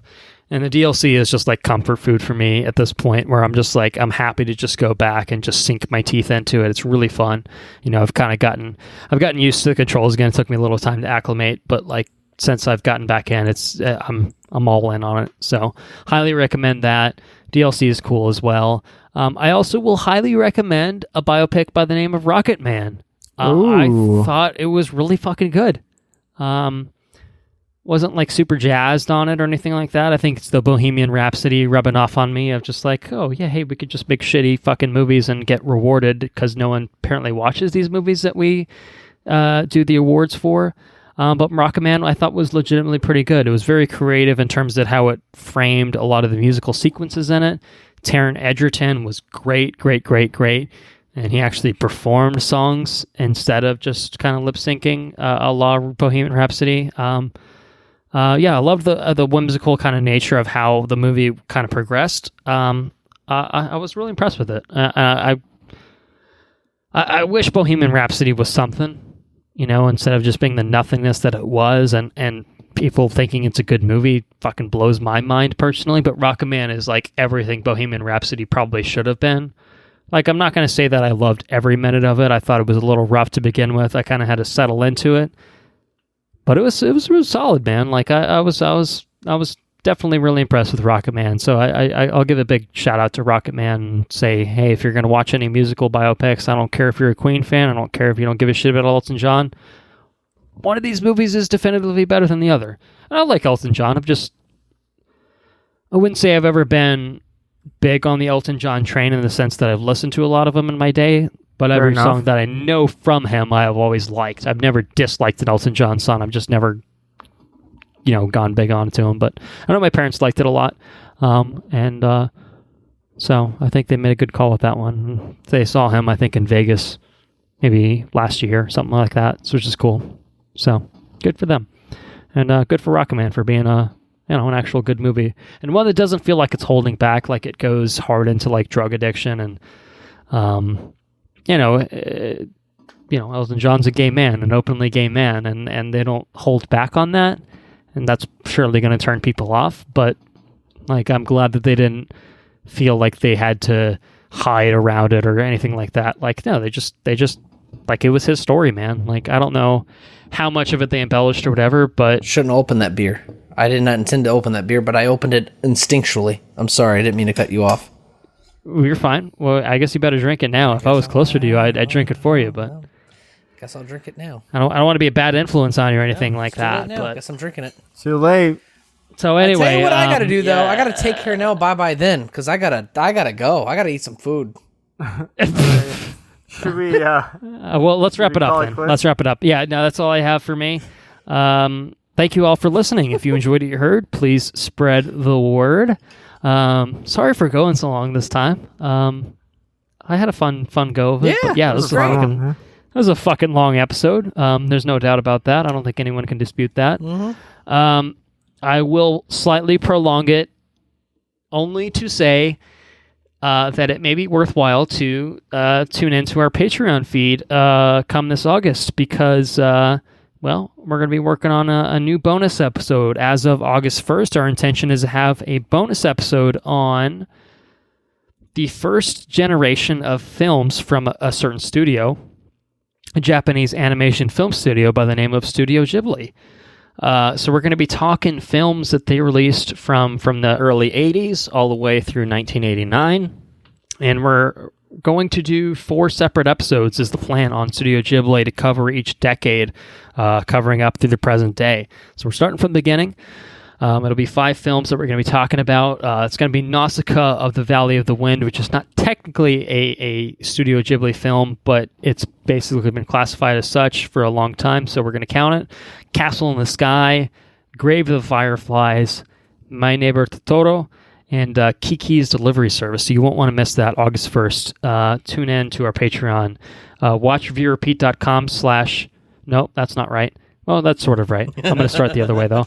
Patreon.com/WatchReviewRepeat. That's the direct link to the Patreon. Alternatively, you can go to WatchReviewRepeat.com and click the Premium tab in the top left, and then click the Become a Patron button. You're going to get the exact same spot either way, whatever's easier for you. Totally cool. $2 a month will get you access to all of our regular episodes on an early access basis, which is cool, usually a few days ahead of time. In addition, you'll get timed exclusive access to all of our bonus episodes, such as the one we just described. So hell yeah, look forward to that. Andrew and I are pretty ecstatic to get into that. I'm pretty ecstatic. And to not talk about Game of Thrones. Fuck that. God damn, we are done with that shit. We're watching good stuff here from here on out. Speaking of our website, www.watchreviewrepeat.com is a one-stop shop for everything you need for your Watch Review Repeat needs. Otherwise, you can head to our Twitter at WRRPod. You can like us on Facebook at Watch Review Repeat. You can send any questions, comments, and suggestions that you have to our Gmail account, which is watchreviewrepeat@gmail.com. You can listen to our intro and outro track, Mechanolith by Kevin MacLeod, licensed under the Creative Commons by Attribution 3.0 license as many times as you'd like. It's up to you. Our next episode, Also, very exciting announcement, if you ask me. Maybe a few other people that might feel excited about it. We're going to be talking Stranger Things 3. Andrew's obviously finished it. Henry's worked on it a little bit. I myself am about halfway through. I'm literally halfway through it. We're going to be talking about it in full detail on our next episode, and we will not be alone. The good folks over at Ink to Film, James Bailey and Luke Elliott, are going to be joining us for that episode. So I'm looking forward to hearing their thoughts. Those guys have an excellent podcast, the Ink to Film podcast. I'm sure they'll talk about it. But in the interim, if that's anything that catches your interest, www.inktofilm.com. Absolutely look into what they do. These guys are great. They've got their 100th episode coming up pretty soon, so big milestone for them. I love what they do on a week out basis, and I'm really, really looking forward to having them join us for Stranger Things 3. James joined us for Stranger Things 2 back in the day, and it's only natural that we just keep that train from there. Going, chug-a-luggin'. Keep the train going. That's right. So yes, that is it. Sorry for being long again. We like Spider-Man. That's the bottom line.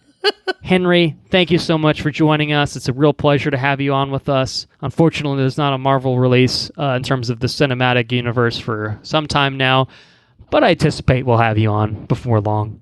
Oh, thank you for having me, guys. I might come on with like the next Black Widow. Who knows? I don't know. Always glad to talk these movies. Comic-Con is right around the corner, it's maybe. right around the corner. Maybe we'll talk about it a little bit. We'll see. They're not stopping the train anytime soon, and I'll keep on going. Sure. Well, thank you again, and without further ado, Andrew, please take us out. Take care now. Bye-bye then. Laters on the Mage.